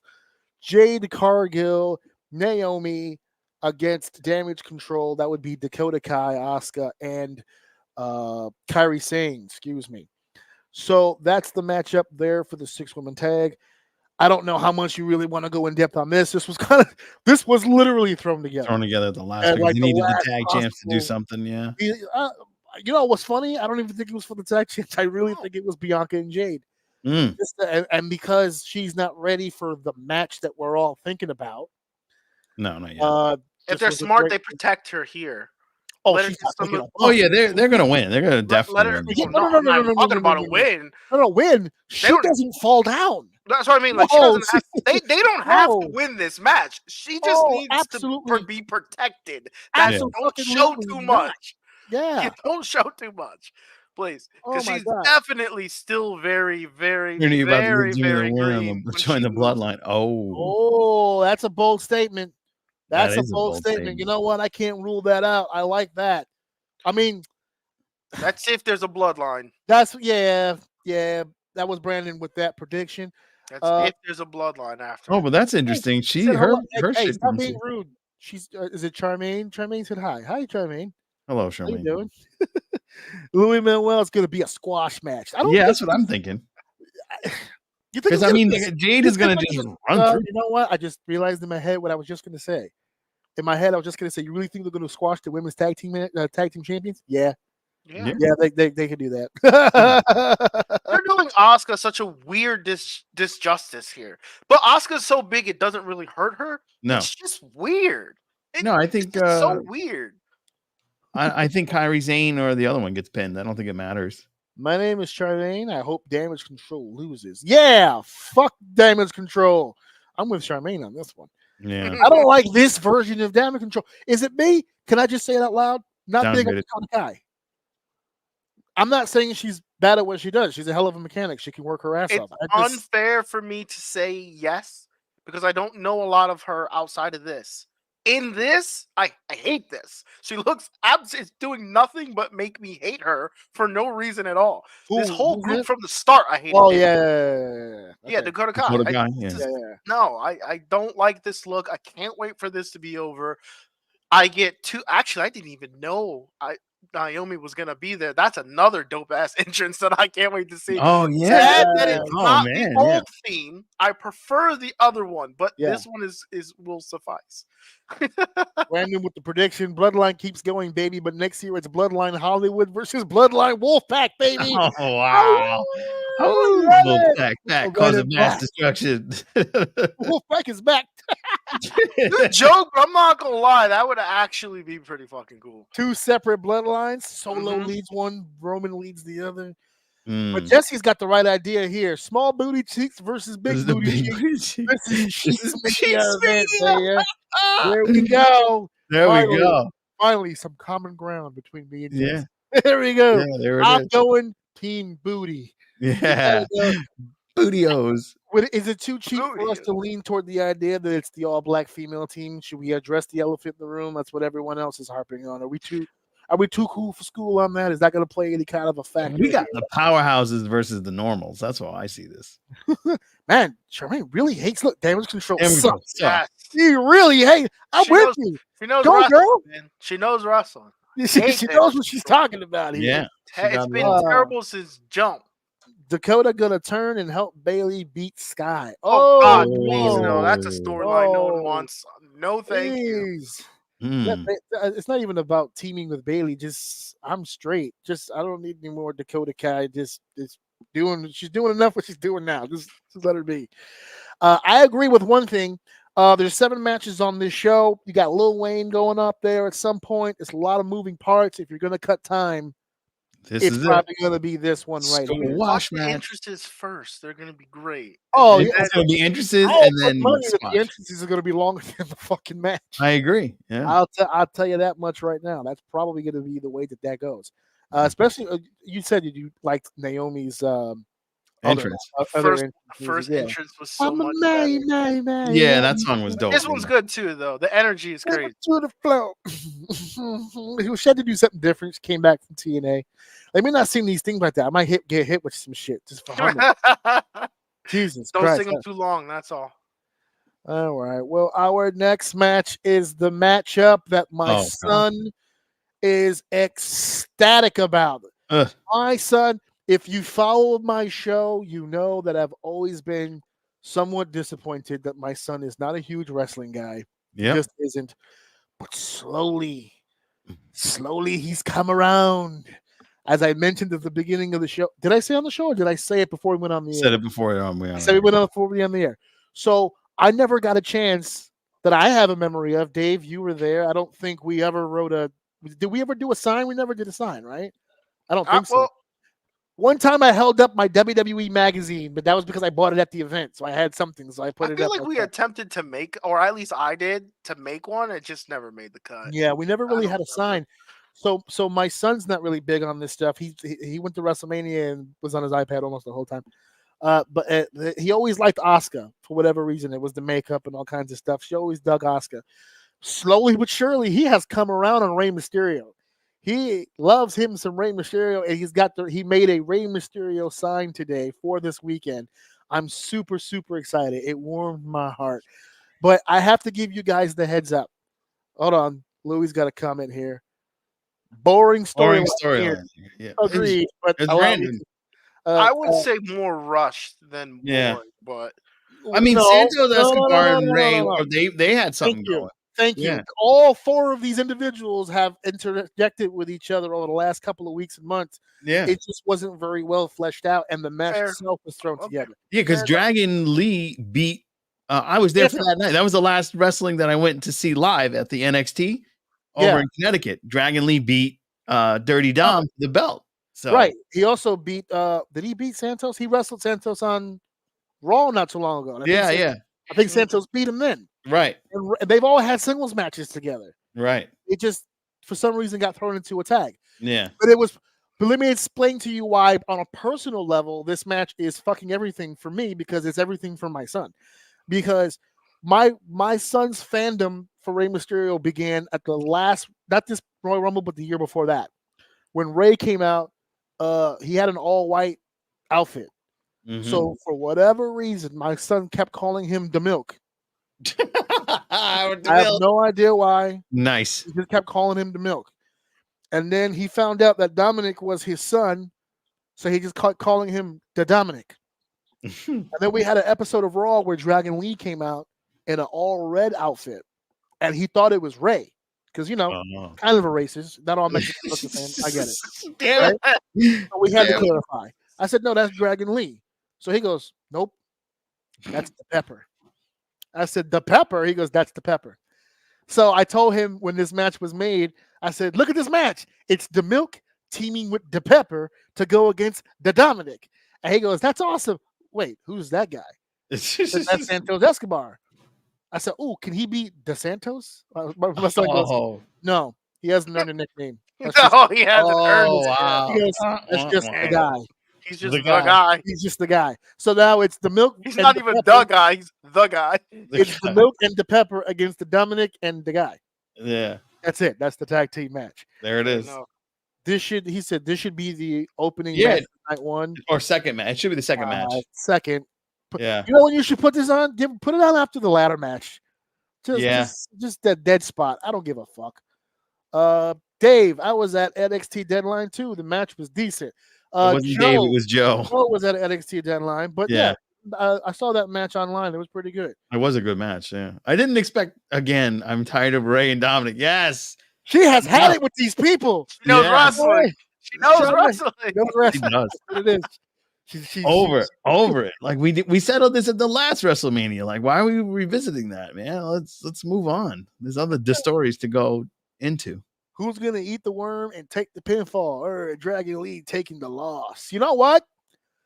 I can see. I might actually Santos. agree with that. Last year's WrestleMania, as you guys would remember, Ray fought Dominic in a one-on-one matchup.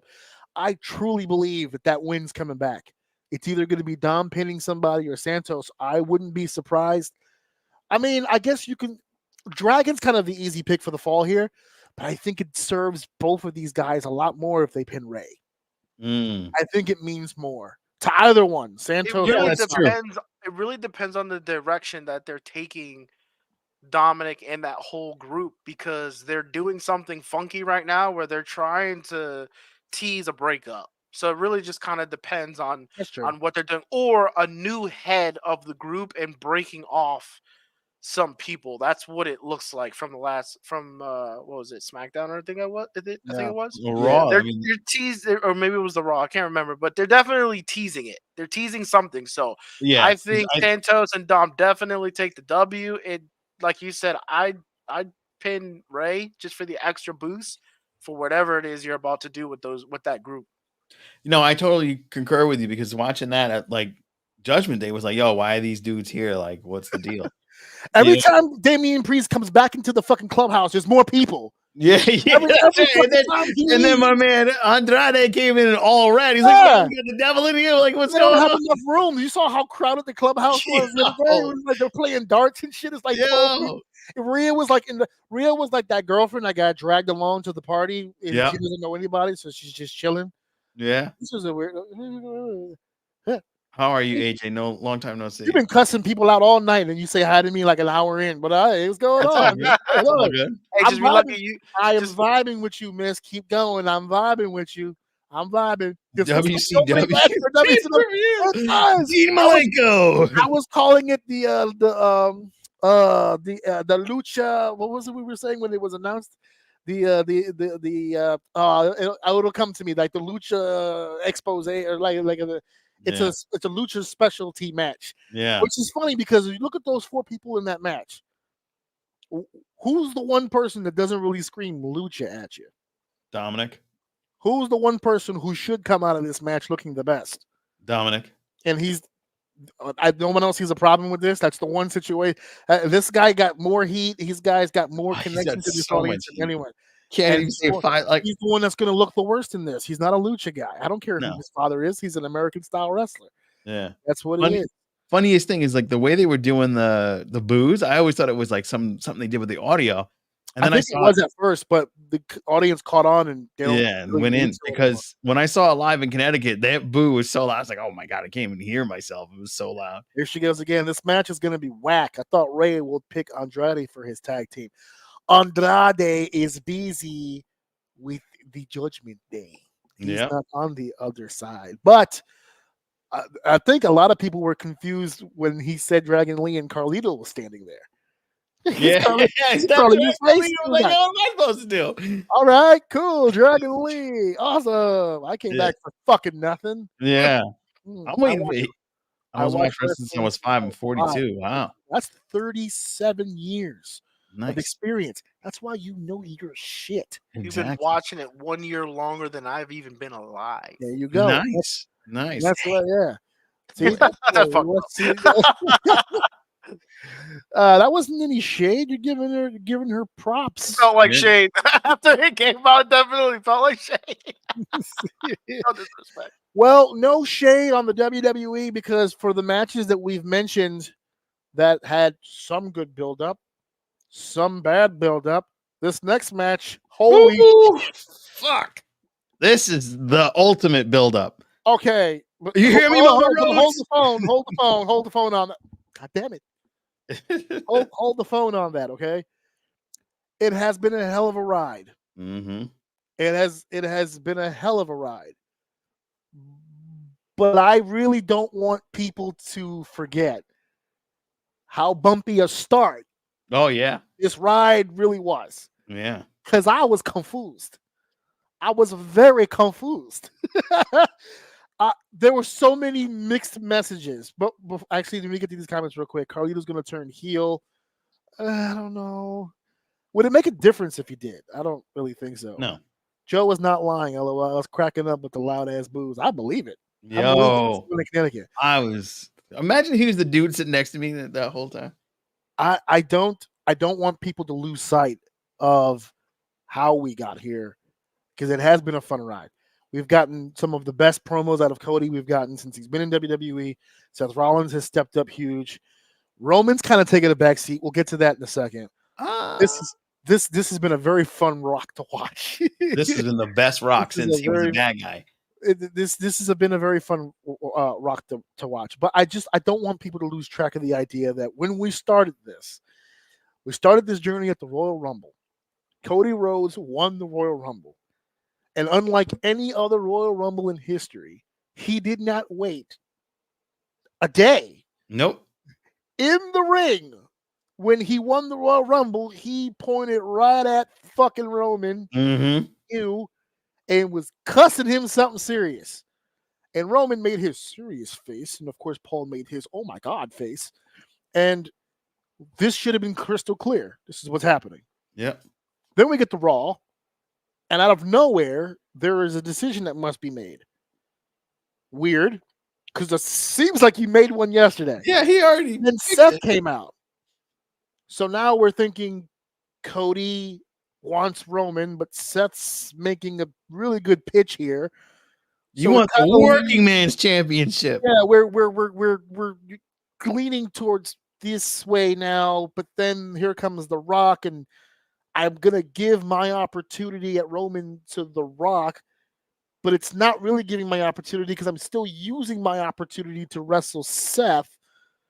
But now The Rock is being a dick, so fuck all that. I don't want to do that anymore. I'm gonna fight Roman because I can, which pisses The Rock off, which should have pissed Seth off, but he just seemed happy with Cody anyway. And Because you don't like Roman. And then we get to Vegas and we meet the whole family tree that we're now finding out is 25% bullshit. And then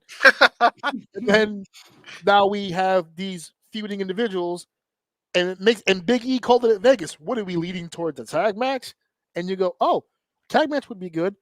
But then Seth's talking shit about The Rock and calling him diarrhea, literally, whilst still feuding with Drew. But Cody's facing Roman, but feuding with The Rock. And you see where I'm heading with this. Yeah, There's a lot of moving parts. It's like a Pong game. There's a lot of moving parts to this. Yeah. But it seems like the end result is a result that people are excited about. We've got the tag team match, the American Nightmare Cody Rhodes and the world's heavyweight champion, Seth freaking Rollins, against the people's champion, the final boss. I love The that. Rock. Oh my God. That the, mix of his theme is incredible. The Hollywood Rock theme. I called that. Yeah, you did. I did call that. And that's our main event for night one, the big tag team match. Let's get to the people. The people, they can't resist the people here. This is Seth's first non-cash-in WrestleMania main event. Absolutely true. I was going to bring that up, but I'll give the kudos to the comment section. I picked Cody and Seth. I don't like Roman and The Rock. I will never acknowledge Roman. I am a hashtag Cody crybaby. Damn straight. Loud and proud. Loud and proud. Louis back. First night is I'm on who is winning the match. The question is who's going to turn on who in the second night, and it's Bloodline Rules. He might be onto something. Well, if Seth and Cody win, there's no Bloodline Rules. It's fair. But he's saying that it's obvious that The Rock and they're going to win. Oh, yeah. No, I was next to the stage with my wife and kids. They are starting to become wrestling fans, surprisingly. See? Oh, okay. There you go. We're next to you. On Sunday, she's definitive. She's calling a shot. She's pointing to the upper deck. On Sunday, Cody will finish the story. That's what she's saying right here, right now, for all of you to see. There's Jesse. Seth It's a WCW title. Seth is holding the WCW World Heavyweight Championship. That's how I see it, and that's how they're treating it. Listen, they conditioned us to believe that. Once they turned the WCW title into the World Heavyweight title, that's kind of what it means from now on, is it not? Yep. Boo The Rock. Boo this man. Oh, man. Seth is not getting that attention Cody has right now. That's why Seth interjected. Facts. Yep. Seth is like, baby. I'm going to jump back onto Louis' point, which would be this, right? First night is obvious. Is it? Is there anybody in this room right now, whether it be in the comment section or on this panel right here, that truly believes that Cody Rhodes and Seth Rollins will win this match on night one? It's possible. It depends on what you're gonna do. So this match right here, it's completely dependent. Who wins is what your outcome of night two is gonna be. If Cody's going to lose, it has to be Bloodline Rules, or we've already said he's dead after this. But if you have any sliver of hope to build him up again, it has to be Bloodline Rules. That's the only way you can talk your way out of all this bullshit and then be relevant again. It's the only thing that can happen. I think if they're going to put Cody over, it does him better to get the one-on-one clean match and beat Roman clean. I think that does better for him than overcoming all this bullshit from the Bloodline and then winning. That's how I see it happening. If he's going to lose, then you can just do whatever you want. Let the Bloodline beat the shit out of him and keep going. But if he's going to lose, Cody needs to lose here. If he's going to win, I think it's better if he wins here. Interesting. Interesting. Joe? I think this is an opportunity to do something we haven't seen before, and that is Pitch, my brother, pitch.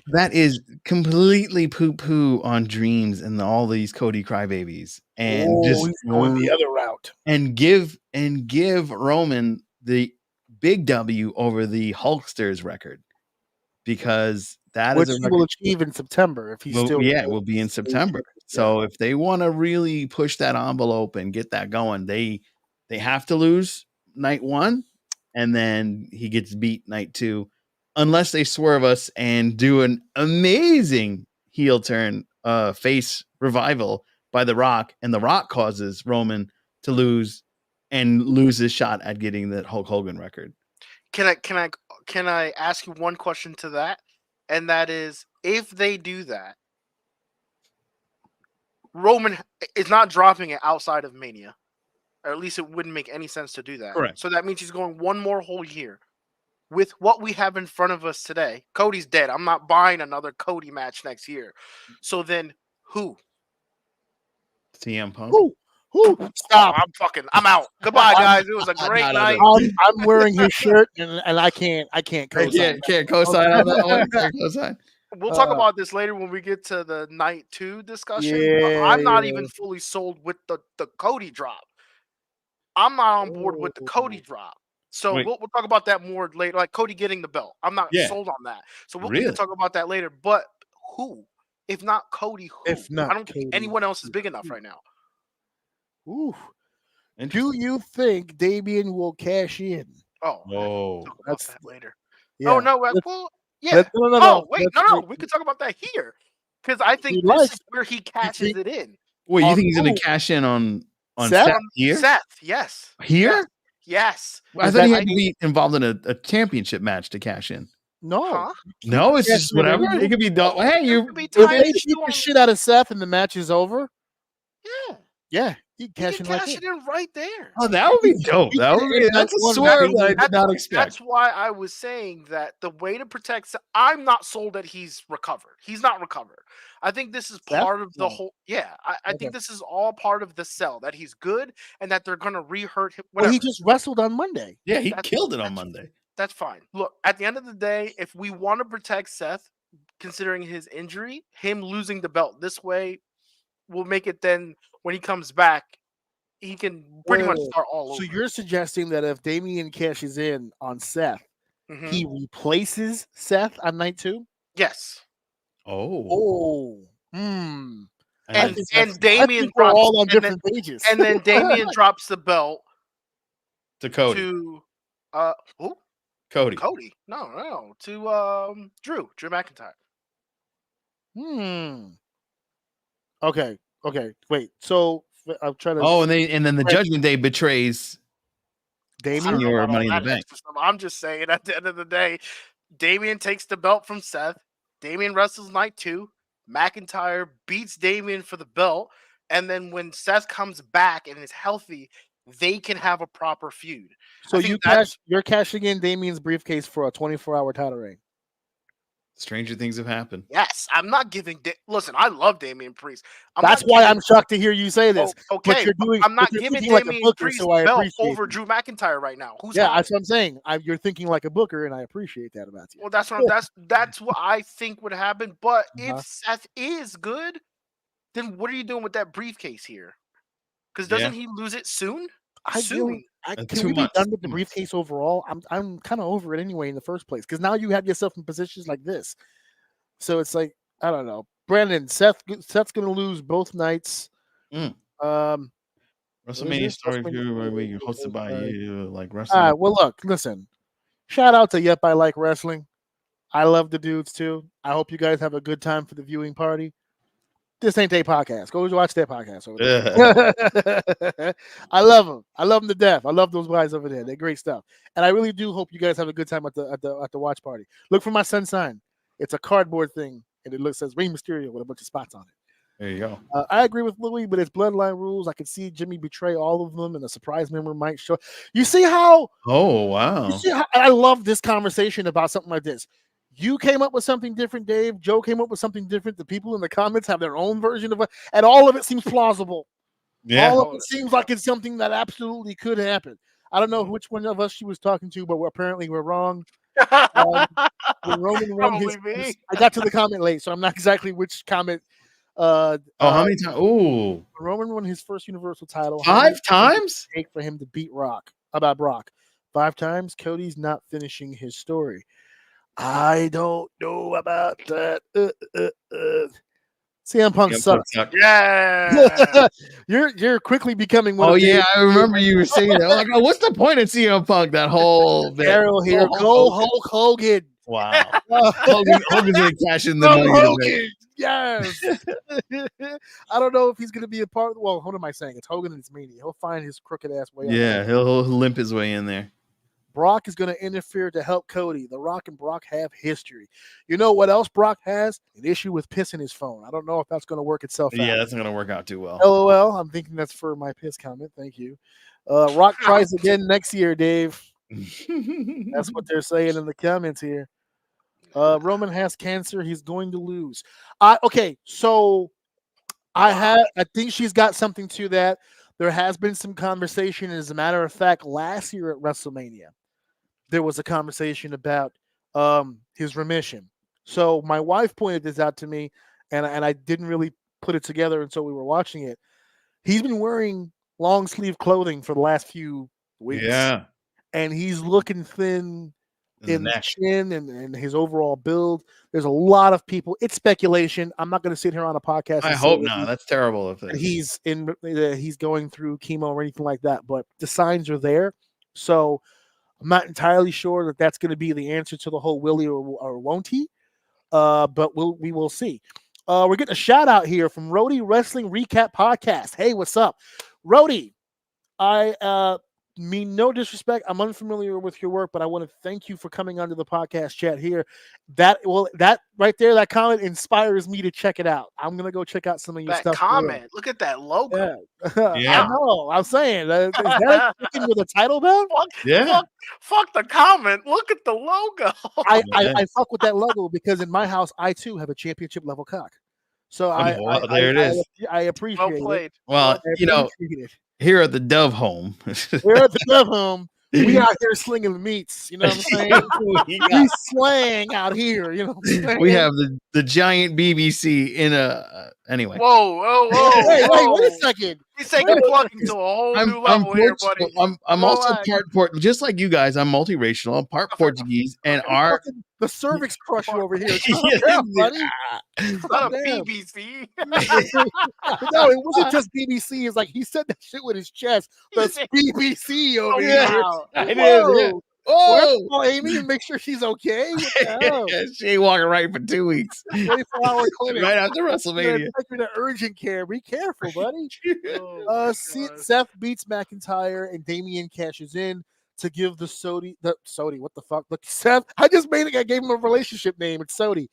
Seth Cody storyline for SummerSlam. I love how everyone's keeping SummerSlam in mind for this. Yeah, you got to build up SummerSlam. You got to keep the momentum going.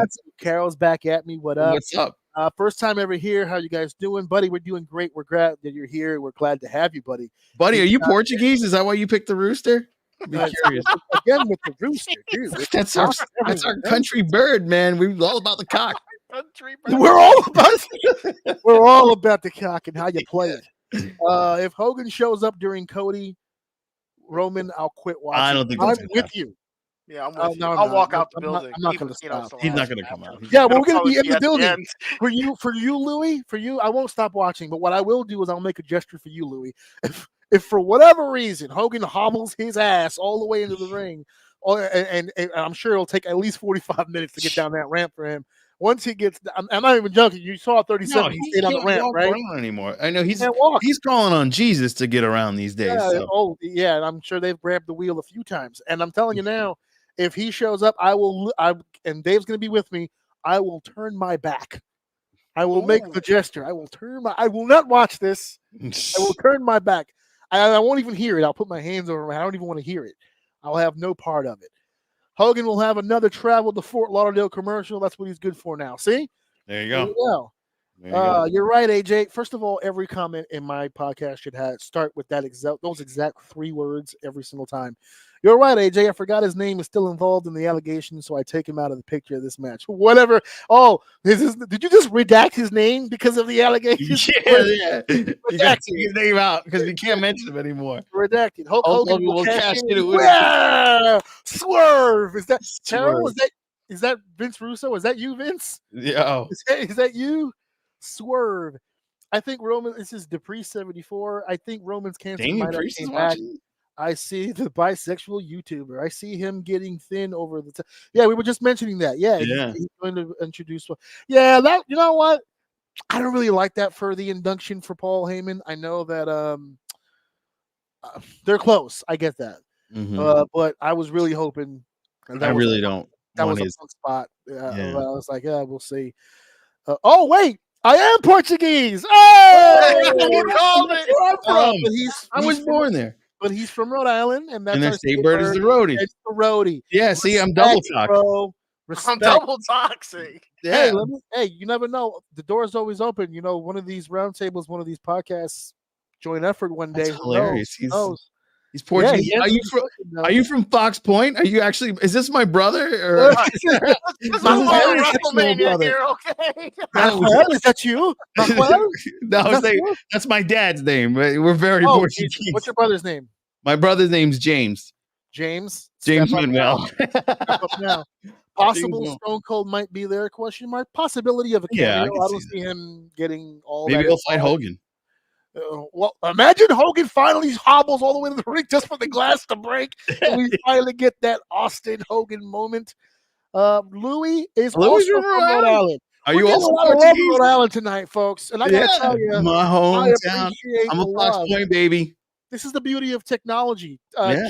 Joe's in North Jersey, my brother's in Philly, I'm in Brooklyn, and you guys are in Rhode Island. And Joe's from Rhode Island. It's like, and I'm your sister. Oh, the plot thickens. Whose sister? My Oh, this sister's is turning into a fucking novella. What happened here? Yeah. Oh, Yeah. oh no. Mi hermana. Who are you doing? Are you guys going to Mania this year? Yes. Me and my brother will be going to WrestleMania this year. We have tickets for night one. Joe, I think you're sitting this one out, right? I'm sitting this one out, yeah. Here's Lou. I'm from the bucket, half Portuguese, Pawtucket. half The Puerto bucket. Rican. Hey, Oh, Puerto shit. Rico. Oh, guys, we still I'm have King the whole- Davy's nephew, if that means anything. I don't know how old you are, but We've completed night one here. Let's sneak into night two. I didn't give mine. Well, no, I'll save it. I'll save mine for when we get to night two, so we can just get into everything, because our first match that we're going to discuss actually slips into what Dave kind of already mentioned. He sees this graphic going a little different. The Scottish internet troll, the absolute menace, will get his rightful spot this is fucking in the pure. heavyweight title main event of night two, or it's one of the main events. He's not going on last. Seth freaking Rollins, the revolutionary, the visionary, the architect, the man himself, defending the championship against Drew, should he survive night one. Because if you listen to Deceive Dave, that won't be the case. Mr. MCL might have an issue with getting his ass into night two. That would be kind of a shame to not have him on night two. I actually thought with the way you were going, Dave, with that, was that Seth would still be in the match. It would just be a three-way, but you completely took him out of the match altogether. It's like, nah. Only to we're protect 1-1. him because he's injured. That's the only reason why my Oh, brain look goes that way. Good guy, Dave. Look at him trying to save his injury-prone friend here. So Seth freaking Rollins. Let's say in a perfect world, not a perfect world, but let's just play devil's advocate. Let's pretend that this is still the matchup, right? If there's no cash in night one, this is still the matchup. Do we see a title change here? Yes. Whether there's a cash in or not. No, actually, that's not what I'm saying. What I'm saying is there's no cash in. It's straight up Drew McIntyre versus Seth Rollins. Do we have a title change? Joe says yes. Dave, do we have a title Seth change? is truly healthy, if Seth is truly healthy, I say no. And Okay. it hurts because I really think Drew deserves a chance to hold that belt and have In a front run of people. in front of people. And I'm glad he said that during that during that when he was talking to CM Punk, who stepped all over it. And and he made mention to that. I really love to see Drew here, but if Seth is healthy, I don't know. That's tough, man. This one's tough because I really want both of them to have Here's it. where my head is at with this matchup in particular, and it's kind of what you were saying, but I've got the evidence to support it. When Drew won the title from Brock Lesnar, quote unquote, in the warehouse at WrestleMania 36, WrestleMania 37 1 year later was in front of people, and Drew did get another title match against Bobby Lashley. And I said to everybody that would listen to me, if Drew truly was about business, like he states that he is, he'll do the job tonight for Bobby Lashley. Because by doing that, he'll make Bobby Lashley a main event caliber star. Well, Bobby was also on a crazy run. Like, Right, he's but if big. you're really being honest about who meant more to you in the time where you needed them the most, the answer to that question was Drew. And now that people were in the building, I would not have faulted, as hot as Bobby was, I would not have faulted WWE by sticking with Drew in that occasion just because of what happened the year before. Yeah, But but my Drew, only counter to that is that Drew wasn't hot at that. Like, he was not at all. fair, and I'm not going to disagree with you on that. What I'm saying is that Vince has a hard time forgetting the people that were there for him at his lowest. He's rarely ever low. So when he's at his lowest, and the people he never forgets the people that are around him. But the proper business at that time was to do the job for Bobby Lashley, and he did it. We can sit here and debate the merits of how and why, but he did the job. Mm-hmm. Since then, Drew has not really been on much of a roll. As a matter of fact, his contract was very much in doubt. But now we're here. Contract is good. Money's there. We're making dates. We're making shows. The argument going the other way now is he's hot as fuck. I think he's hotter than he's ever He's been hot right as now. fuck. I can make an argument he's hotter than Seth, and Seth's in the tag match. So we haven't done too many predictions as far as winners and losers here, and who cares? But in this match, I think cash in, no cash in, Damian, Seth, I don't give a fuck. Drew is walking out of this building on night 2, the world's heavyweight champion. I agree. I feel that way very, very strongly. I'm not booking the goddamn thing. I'm just saying I think it very much is going to happen that way. They're having their own conversation here. My buddy and I are from Pawtucket as well. Oh shit! Look at that. The bucket's in the house, man. Small world. Oh my god. McIntyre wins. Screws. Oh. Wait, wow. McIntyre wins and screws Cody on night 2 because Drew will have but Drew's match. Oh yeah, so he's gonna win the world title, but he'll fuck Cody later on the show, because Drew will be the Raw champ. SmackDown needs a top champ. Cody wins. He switches to SmackDown. It's a lot of moving parts. I don't know. Yeah, because Cody's on Raw, so that means he would have to move to SmackDown. Yeah, and I don't think they're gonna want to take him off Raw, considering where Raw is headed at the end of the year.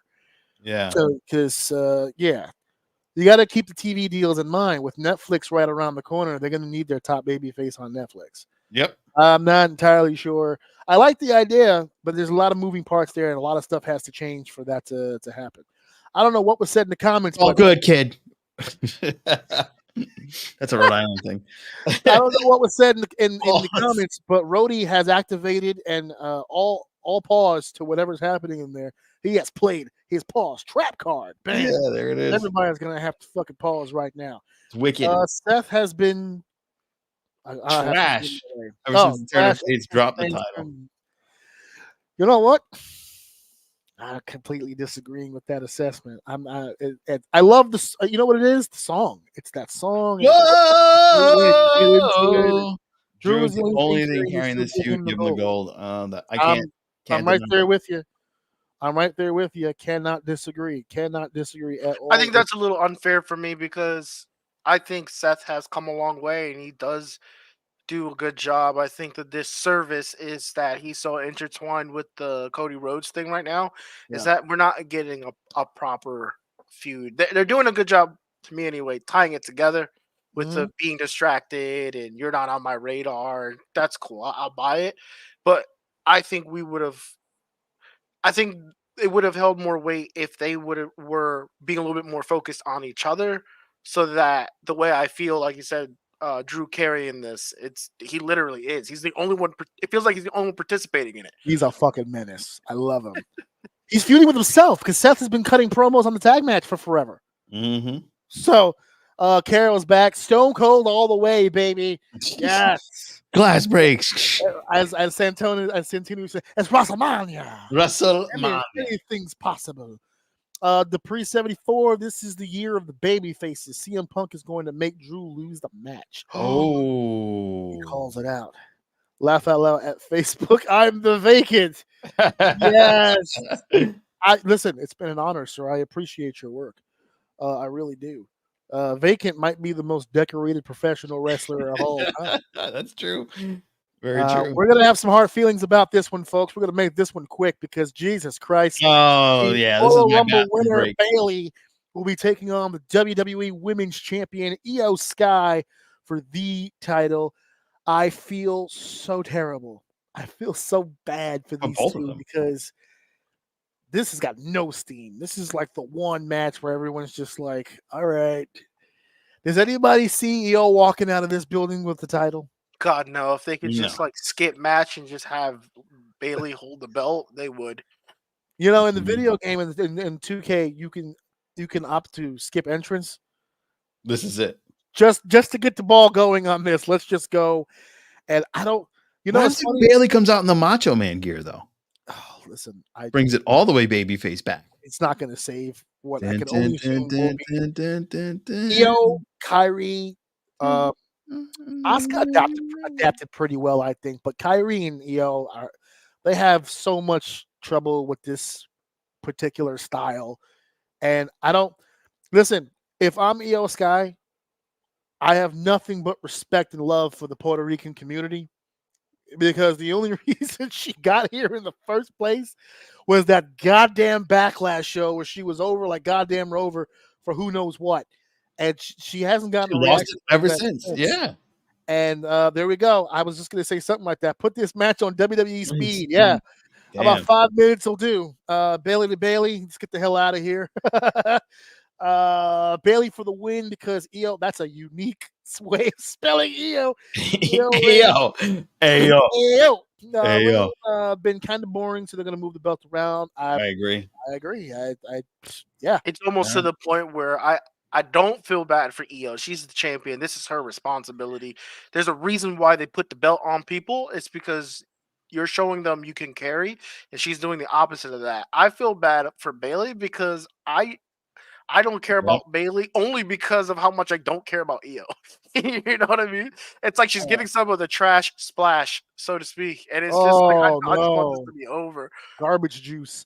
Rhodey, the feud could have been so much better, and I agree. Actually, Yeah. They need a story. If there was any of these matches that needed a story build up, it's this one. And even then, I don't. Especially think because it's this enough. is your former like protege. This should have built on that, if anything.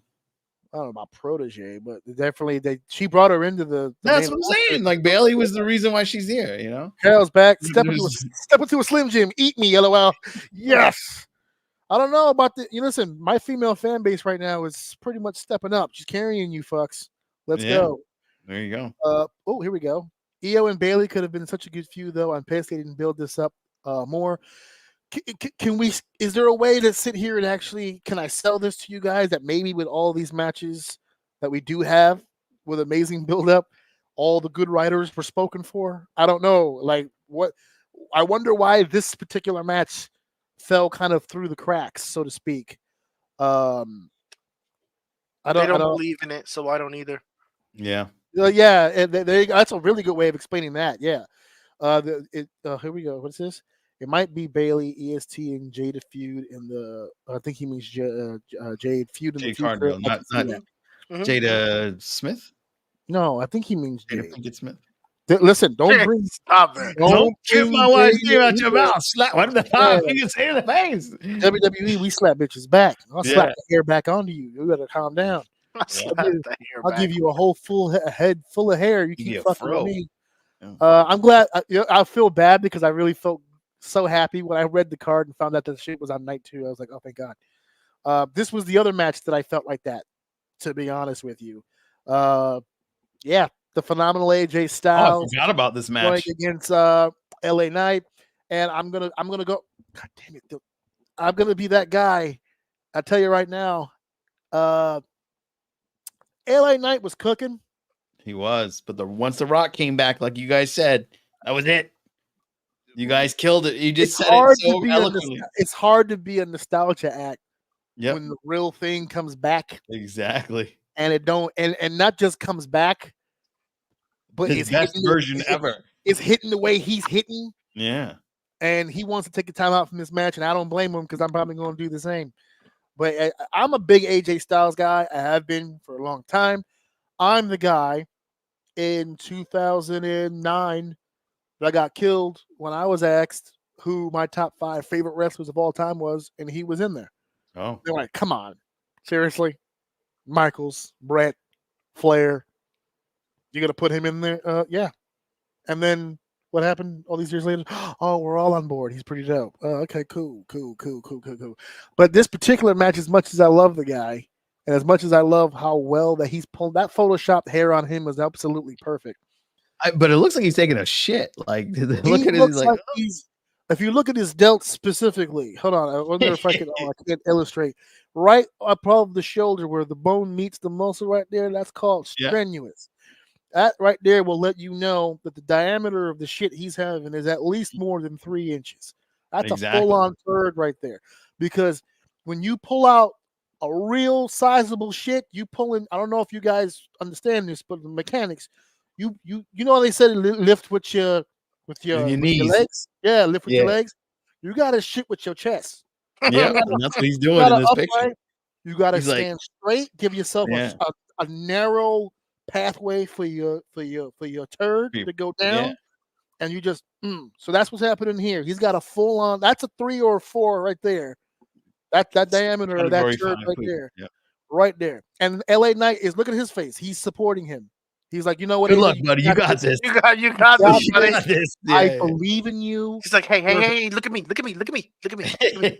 Got this, buddy. You got this. Push a little bit harder. You are phenomenal. You can do this. Phenomenal. You're thinking of phenomenal shit. You can do this. Yeah, LA Knight really hasn't been hitting. No, ever since the Rock came back, it ruined him. But that's fine because now, if anything, Rock being back, I think helps him because he's refreshed the audience on what that feel is like. So now, once the real thing steps away and we bring our our Stop and Shop cheese back into the house, it'll be oh, it's hitting again. Look at that. That's nice. That's nice. It's nice. Okay. Wait, is it? Carol's back. Bad boys, ride or die. LOL. She's firing on all cylinders, boys. She's carrying the load out here. Will somebody help? Carol can't carry this fucking show by herself, guys. Where's Charmaine? Brody, go? this is a match filler bathroom break. Wow, there's a lot of bathroom breaks in this one. I'm so blown that so Night like, 2 people is not feel that vibing. way. I think this is gonna be fine. It's gonna be good. And that's my dude. I mean, yeah, fine. I mean, good. they'll put on a And good show. The two of if these you- guys, if for you sure. had- I don't feel that way about Let me LA tell you right something. now. He's still Let me- cooking, dude. I don't let me give tell a you fuck what something. nobody says. You meet yourself a hot lady, and you convince her to have sex with you, and the next morning she looks you dead in the face and goes, "That's pretty good." No. You can actually see the moment his heart is breaking. So the Simpsons meme was like, and pause right here. Yeah. You You can see right that. there. I just like you as a friend, Ralph. You should have had LA in the fight with Logan and Kevin. How dare you and replace the great Randy Orton?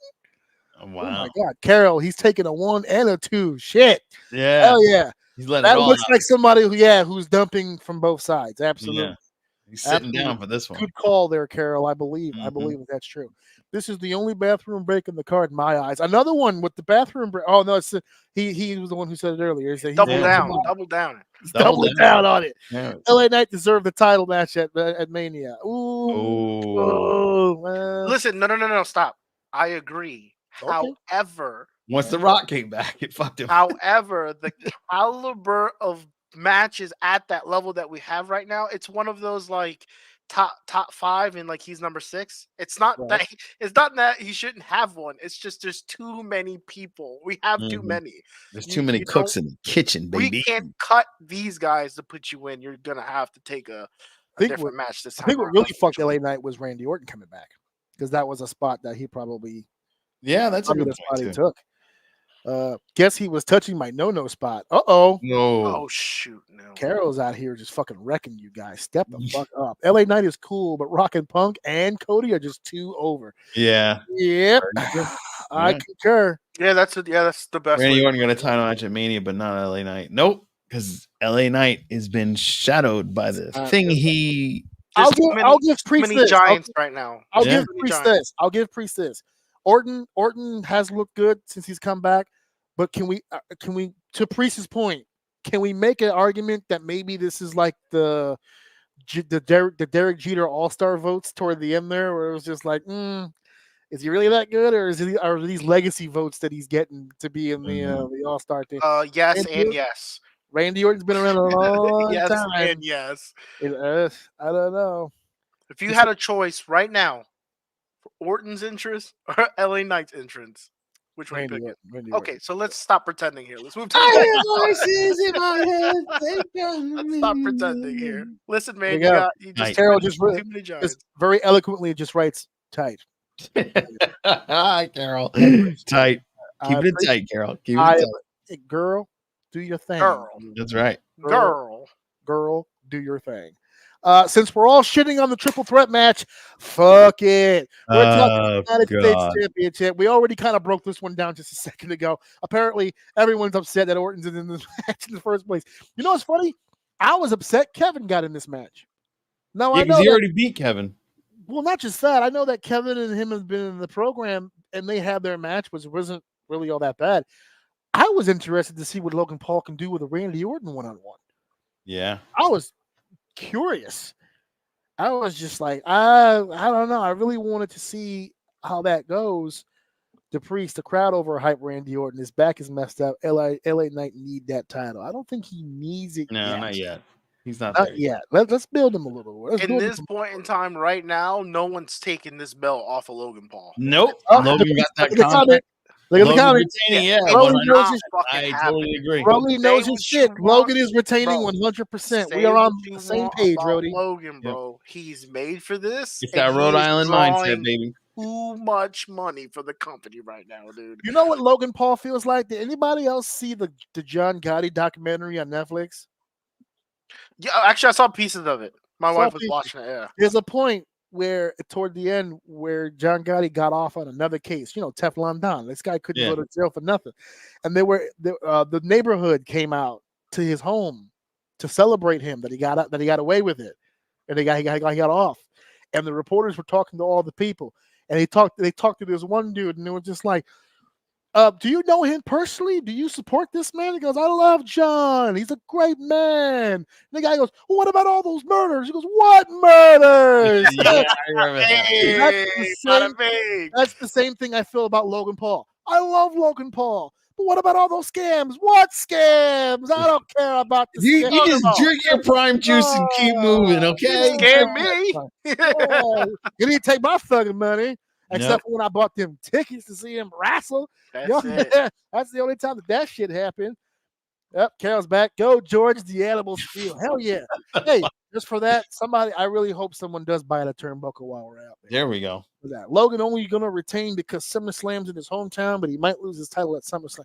That's fair. I'd take that. It also buys us a few more matches with him, hopefully one-on-one with some other main event talent. Yeah. Let's see Well, what I'm happens. open to the idea, but the question maybe, is always going to be to who?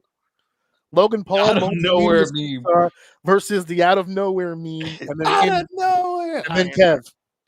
And then Kev. And then Kev. And then Kev. Kev's there too. I feel so bad for Kev because Kev didn't have any momentum coming into this WrestleMania. Nope. Like, at all. So I was just like, yeah, we're going to take what we can get from it. Speaking of no momentum, man, I'm feeling really down about night 2. Yeah, night 2 doesn't sound as good. I'm It's feeling just the pretty main good about event. Is the 9-1, only thing so I I really... hold you. Oh, wow. I forgot about this one. So Oh, I actually, you know, what's so funny? Dusted Paul Ellering You on. guys have no idea how hard I had to work to find this graphic because I didn't Oh, wow. realize this shit existed. The 6-man Philadelphia street fight. How many people in this room knew the? Hold on, this is a good question. Let me go back. Orton is selling the back injury, right? As a gimmick, according to him, he's straight. So he's according to him, he's working. So we'll see. But how many people in the room knew that Bobby Lashley and the Street Profits and BFAB, that their group was named the Pride? I did not know that. What? I thought it was something else. I did not know that. This is Uh, what I found that out on the website. I thought it was something business, like No, that was the Hurt Business with a Shelton Hurt Business. Benjamin, Yeah. and then that's a different I group. thought he just got rid of Shelton and then had these two. Oh, these guys are younger, so I'm gonna get they're the new Hurt Business. Oh, the Priest over here, another one. This is definitely a bathroom break match. There's gonna be a lot of pissing on night 2. I don't know what to tell Everybody be drinking them salt pills. Yeah, everybody pissing.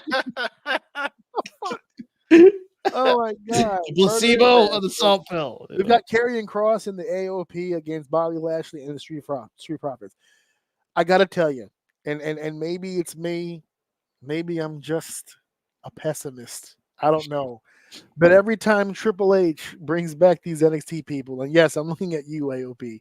Yeah, they do no fucking business for the WWE, like at all. And Karrion Kross too. Like, yeah, oh yeah, there's another one. And to be fair, I was a huge Karrion Kross guy when he was Killer Kross. Yeah, I was a huge Killer Kross guy. I was like, man, if he winds up in WWE, he's gonna do some crazy shit.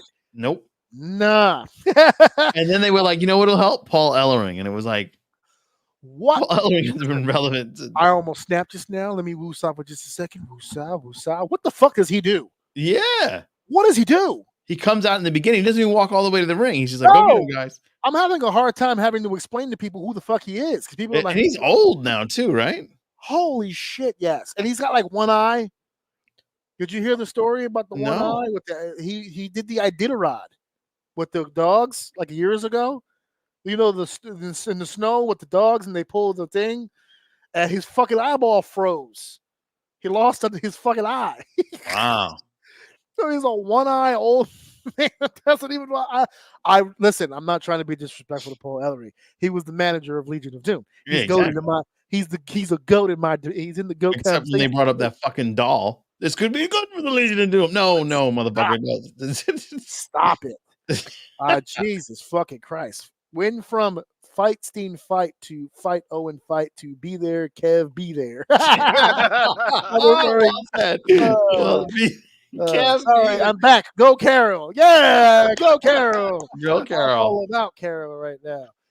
Good question. Where is MVP? Holy fuck. Chilling. Oh. His back was hurting from all that fucking carrying he was doing. Apparently, Carol is 81 years old. Paul Ellering is 71. 71? Carol was close. She said 81. It's 71. Oh my God. He was born in 19. And this is going to be a the same age as my dad. Jesus. Manuel. Oh my God. Oh, by the way, how's my lady Virginia doing? Oh, Mom Dove is doing great. I have to get new batteries for her wheelchair. You thought I was going to say something else, didn't you?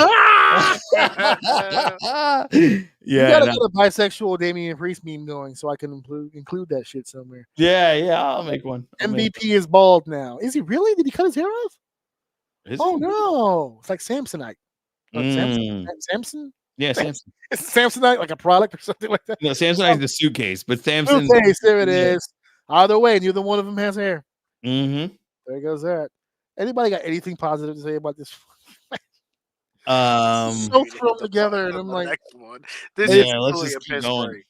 Yeah. Seriously. Fuck, that's bad. Yeah, night 2 is not going to be. I'm just going to watch the main event and It's Seth. funny that you said that Drew did the job for Bobby Lashley's career. Look at him now. Our next match is the last fucking match. You just said, I'm going to watch the main event. Well, fuck it. Here we go. There we go. The American Nightmare, Cody Rhodes, against the tribal chief, the head of the table, Roman Reigns, for the undisputed WWE Universal Championship. It's all on the line. Now, let's go back to our previous conversation. I said that I was holding off on my discussion until we got here. I'm going to agree to some degree with some of our commenters. I do believe that night one is obvious. The Rock and Roman Reigns are winning that first fucking night. That's my opinion. Okay. But here's why it's my opinion. If they win, that makes the Cody match against Roman, this match we're talking about here, that makes that a Bloodlines rules match. They gave us a taste of what that would look like on Monday on purpose, right? Mhm. Two men started, all of a sudden, little by little, Everybody else came. bloodline, shit happens, right? Here's my call. Everyone in the comments likes to have a little shock value. I waited till the end. Here's my shock value. Roman and Rock, to me, are winning night one. It's going to put Cody in a Bloodlines rules match against Roman. We're going to stack the deck. And my prediction for the main event here, Rock will cause Roman to lose this match. Oh, that's what I said earlier. Yeah. Cody will finish his story. And now, put this microphone closer, we'll have a fucking reason for Roman versus The Rock. Yeah. As opposed to, let's just have a dope match together. Yeah. No, you fucked me at WrestleMania. I was the longest reigning champion of the modern era. I'll say it to you again. It was Bruno. It was Bob Backlund. It was Pedro Morales. It was Hulk Hogan. And it was Roman Reigns. Yep. And you fucked that up. Mm-hmm. It could have been. The Rock claims to be the tribal chief because of his success. And no one can doubt DJ's success. But the true business of the family is professional wrestling. And as far as the family business goes, I was far more successful than you. Don't hate, because I was far more successful than everybody else too. Mm-hmm. And you ruined that. Cody didn't finish his story by beating me. He finished his story because you allowed him to finish his story. And then I'm sure after WrestleMania, he's got movies, he's got projects, he's going to disappear. So is the tribal chief. We got a long game to play. Rock's already proven he can deliver on a 1-year program. Mm-hmm. He did it with John Cena. And we all still gave it. John Cena. That is a code word that from now on I want you to keep that going. I'll save it away for it. Like every other podcast. They've passed today. We're just going to keep going with that. And so I think that's the story that we're telling here. I think it gives them something. I think it kills two birds with one stone. Cody gets to finish that story because, as my brother and I have said 1,000 times, there is no existence on this planet where Cody loses on Sunday and remains a main event player in WWE. No, he's squashed. It's fucking done. Mm-hmm. He would struggle to beat Logan Paul at this point. The U.S. title. You'd have to bring back 205 Live and have him cut weight. Oh my God. He's done. It's done. It's over. Has to win. Has to. Forget your fandom for just a second. For business sake, he's got to win this match. Has to. It's just a matter of how we do it. We're back here. Roman continues his story. Next chapter, Hogan's record. Oh shit. Oh, Roman continues his. I think that was you, right, Pombo, who was like, yeah, we got to get to Hogan. Yeah, that's what I was thinking. Yeah. Thing will come back to fuck Roman or Cody's brother Goldust. Man, Carol is on it. Whatever Carol is either smoking or drinking, please pass it my way. And I'm not saying that because you're wrong. I'm saying it because you sound like a whole lot of fun, and I want to be just as fun as you one day. Sorry to say the tribal chief couldn't lose this match. He already said if he loses, he's gone. Well, I think he would be gone because I think he needs to be gone for whatever personal reasons that he has. But I think the story would be built in here if they did it that way. If Cody wins here, I might stop watching. Perfect. WWE. Thank you. You segued me right into my big question for the night. All right, here we go. I am convinced that Cody wins here. I think they've invested way too much into Cody. He's on the cover of the wrestling game. They've invested a lot into Cody. Now, let's say he does win. It's over. He had his moment. He finished the story, whatever that means. Because if someone else wins you the title, is that finishing the story? I digress. Cody is our new champion. Right. And I want everybody to chime in the chat, and I want you guys to chime in on what you think, because I kind of hinted at this question a few weeks ago. Can Cody be the face of the company. Yes. Yeah, absolutely. And I'll make the argument he Really? already is. Yeah, he's already doing. Yeah, I that's think he's exactly. already is. He's already doing it. He's doing all the media. No, He's doing all the the fuck appearances. he is not. He's He not? is not. No. Has Roman not taught you anything? When you're in his presence, it doesn't matter who you are. Jay Uso, it doesn't matter who you are. Damn. You are getting the splash, and it's more than a splash. Jay's over My here question catching is, strays. once you remove The Rock, once you remove Roman, once you remove the bloodline and the heat, what is he fucking giving you? I don't think he can do it. His promos are lackluster. He repeats himself often. He stutters a lot. Now, give him chance to grow because, like I said at the beginning of this, I wasn't a fan of Roman either. And here I am singing his praise. And I think a lot of the big champions had that too when they first got it. Obviously, they deserve the belt, but like, can they do it? And then they do it for the most part. But I struggle seeing Cody being at that level when the already developed talent is gone and he's the only one in front of the camera. But you posed the question earlier.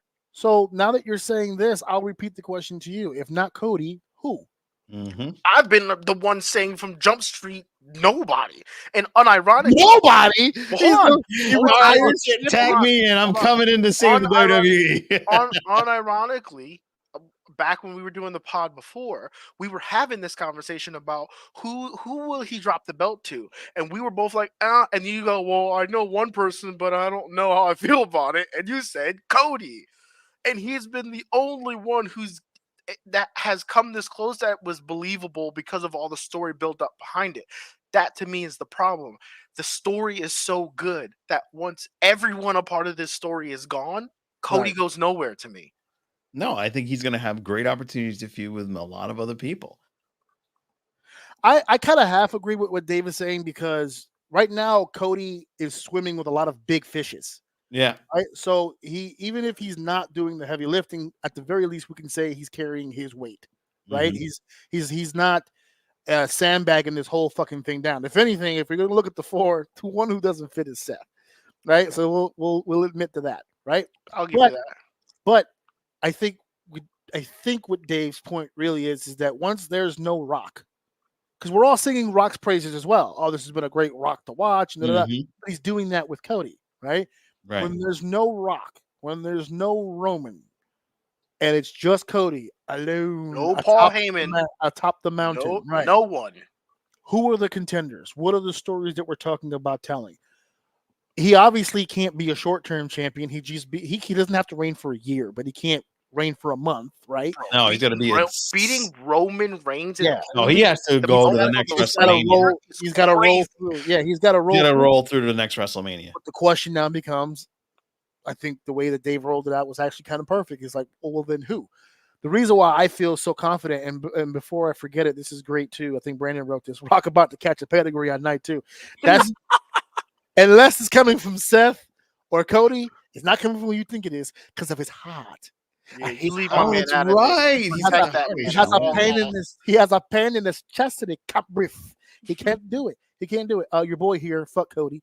Cody's like Charles Barkley. He can't beat Jordan in the finals. Dang. Wow. No, I think Cody's getting. To my point with Kara earlier, pass, give. I love it. She knows the rules. She knows honesty. She loves us, guys. All right. We love you. We love you. We love you. We love us some Carol, baby. We love us some Carol. Priest says it here. Same if Cody wins. I'm done watching LOL. The bloodline got me watching WWE after years. Fair, but I'll retort with this. The bloodline has to lose at some point. Yeah, there's got to be. Issue was Cody, I understand, but you got to give us, like I'm asking him, like who? Right? Yo, you've got Hogan next, baby. Hogan. Like we don't have to end now. We don't have to end Acknowledge our tribal chief, LOL. No, I think it's time to build up some new folks to do it. He will absolutely not be able to carry the company, which is why I may stop watching. I think he will. You, Dave. He's on the same page with you. No, I think he'll do it. Jin freaking Ping, not the Jin freaking Ping, is it? Oh my God, not from the famous Ping brothers. Is that you? Oh man, welcome to the show. Thank you so much for coming.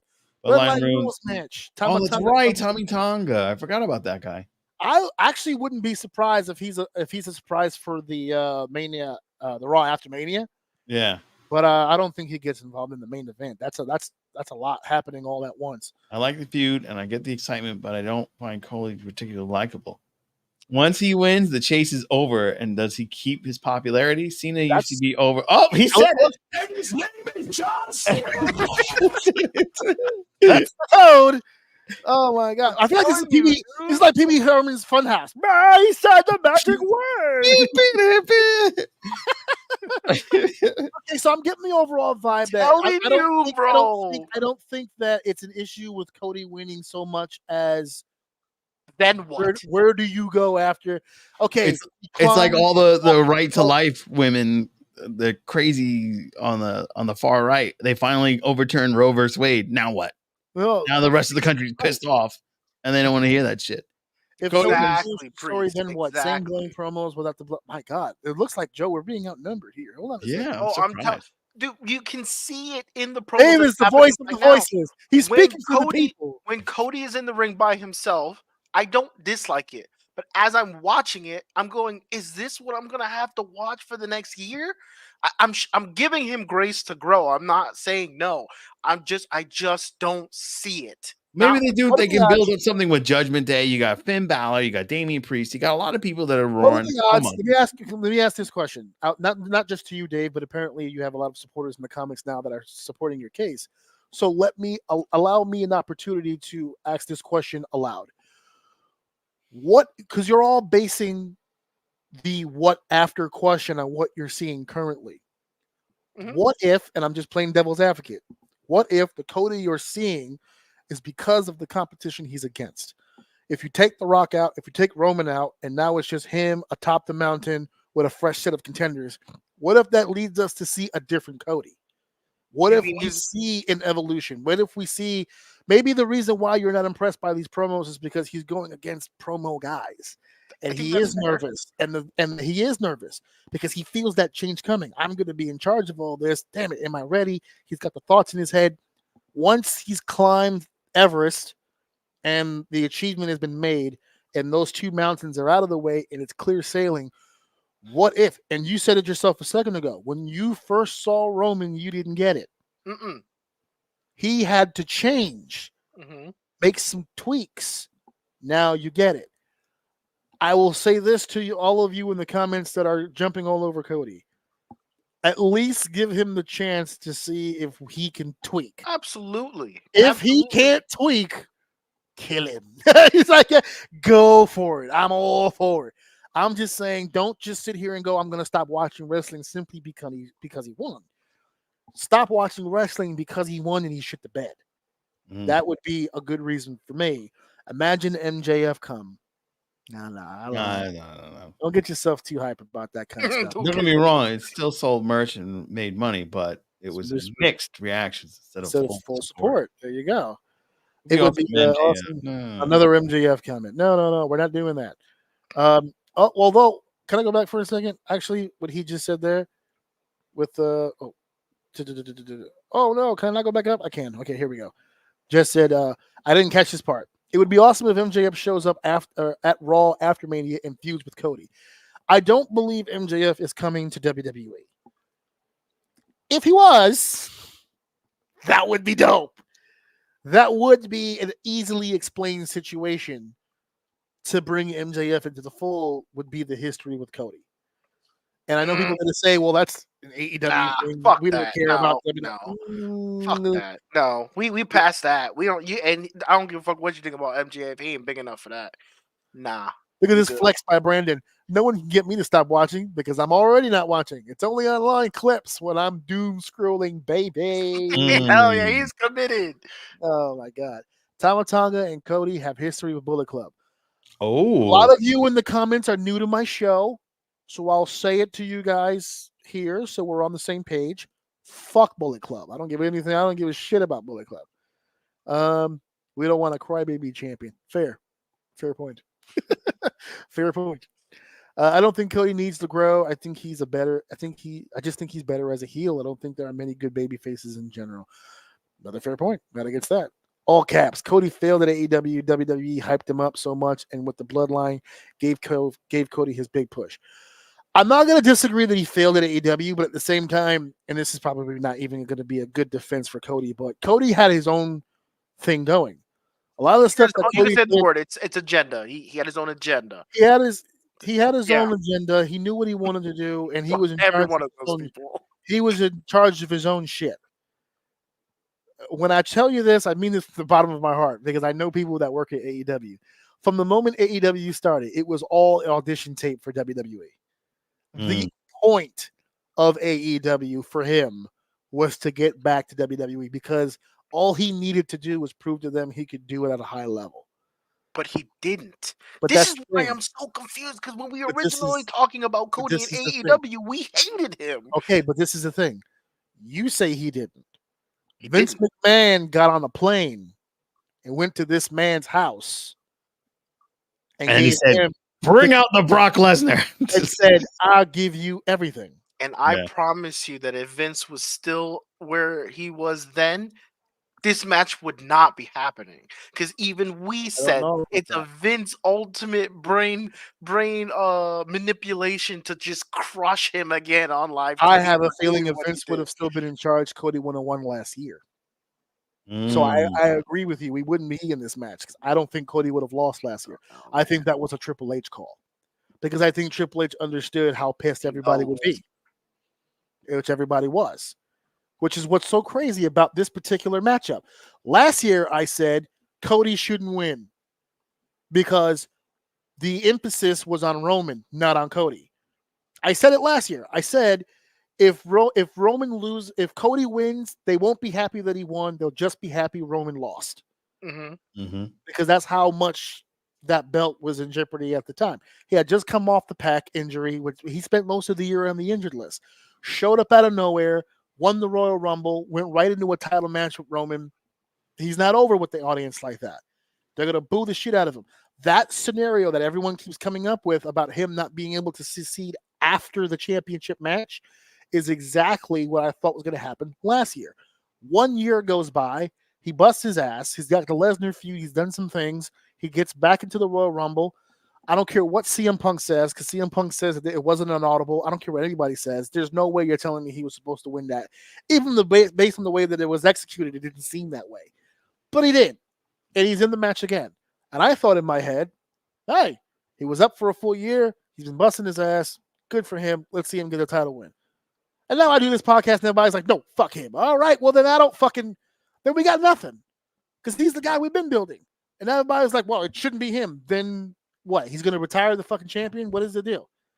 It definitely that he's going to beat Bruno. He'll be champion for 7 more years because what the fuck? Yeah. There's nobody else. If as hot as he is, if he's not him, there's nobody else. Who? Braun Breaker? No, not yet. Drew? Damian Priest. What happens if Damian Priest cashes in on Cody? No. How about what? Oh, no, that would. Can you imagine if Damian cashes in on Cody? It still kills Cody. Cody has to walk out of that building with the belt. No, I know. I'm just saying he would have to beat Damian too. Just I don't think that gets heat on. I don't think that gets heat on Damian. I think that gets that doesn't get heat on Damian. No? I think that gives. That's what I was leading at. That's his next.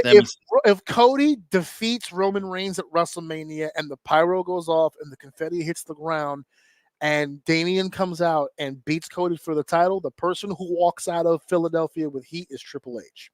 Oh. It's not going to be Damian Priest. Because it'll be, all right, then what the fuck are we doing? Because we did all this for nothing. We did all this for that. You might I mean cash in on Roman. What I mean is he does an unsuccessful cash in.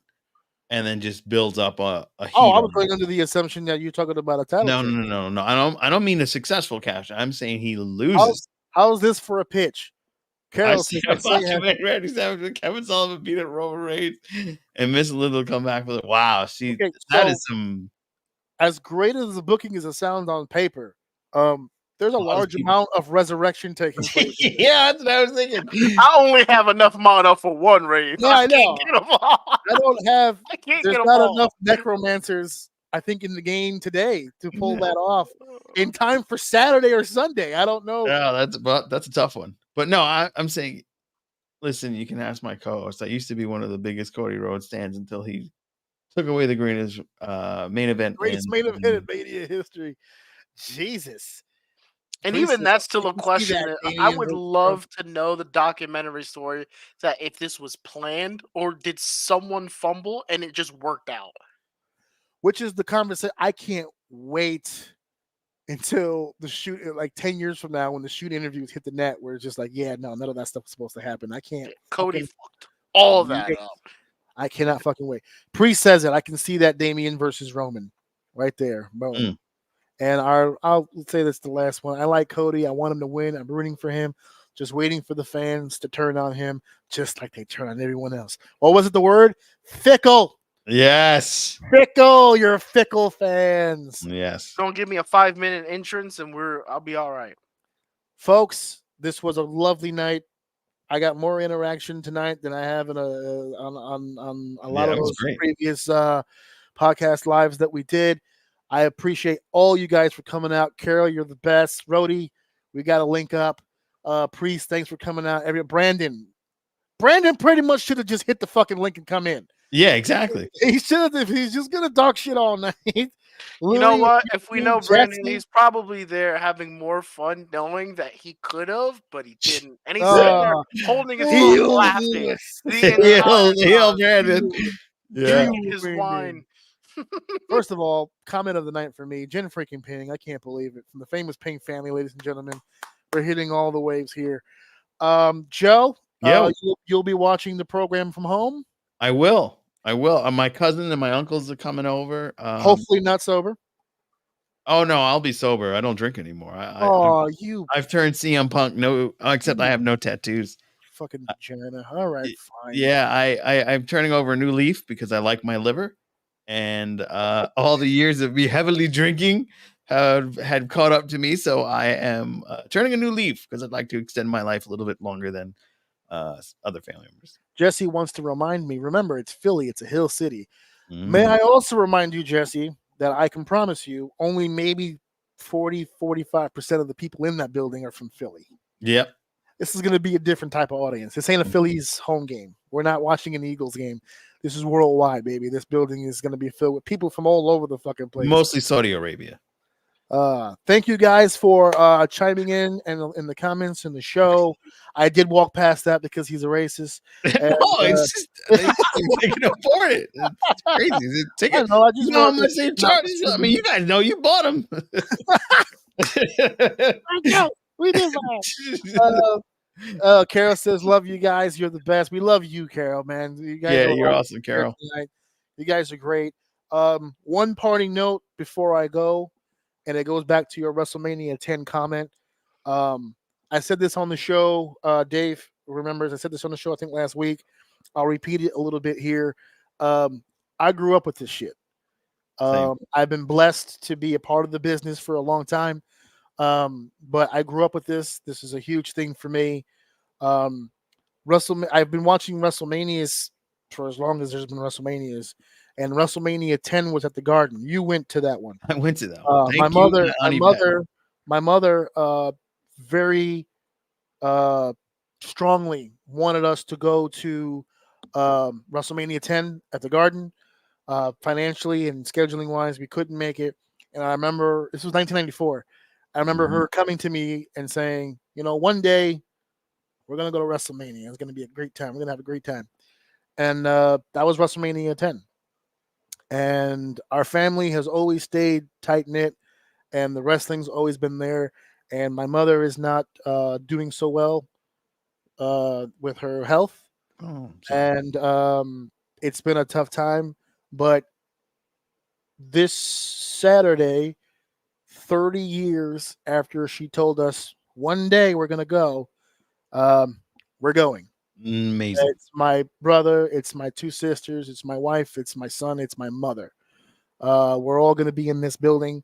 House of O in the row. The house in one row. In one row. The House of O in a row. Yeah. It's just above we're row 5, just above the floor. Oh my God, So that's got amazing. a clear shot bam, right there. It's almost like they're wrestling in front of a really big TV. It's gonna be right in front of That's awesome. and it's gonna You be must have that Saudi Arabia money right now. well, you know. But it's gonna be an amazing night for me personally. I know Dave is gonna. It's gonna be a pretty special night for you. You're gonna be enjoying the night as well, and I just wanted to put this out there before I go that WrestleMania, and I've made the joke, Joe. You've heard me say this joke 1,000 times, but I'll still say that it's more than a joke for me. WrestleMania is my holy day of Sabbath. It's my church. One day a year, every year, I have the greatest day of my life. I'm married to a wonderful woman. I have a beautiful son. I have a great career. All those things are fighting for second place. And that's not a disrespect to my family. They know the deal. This was all said to them when they signed the deals, okay? Except for my son. He was born into it. But that's how important this particular show is to me. WrestleMania every single year is the most important day of the year. I'll not watch wrestling all year, but I will watch this show. I do watch wrestling every day, but I'm just saying as a point, this is the one that I would absolutely go to. So I want to wish everyone out there a great WrestleMania weekend. Have some fun. I know Carol's going to be at Yep, I Like Wrestling. I was joking earlier. I'm not one of those podcast hosts. I support all wrestling and I support all wrestling podcasts. If you're going to head out to a bar, drink responsibly. If you're going to be at home, drink like a maniac. Do whatever it takes to have a good time. This is going to be an amazing 2 nights. This is going to be an amazing 2 nights. Whoever you're with, cherish this. This is going to be great. So this weekend is going to be by far the greatest night of my life. I've been stressed out all week because of work stuff and even tonight with the technical difficulties with this. But tomorrow after I get out of work, we're not even coming home. The car is going to be packed already. You going to have snacks? We got everything. We're going to pick up my son from after school and he's near the highway.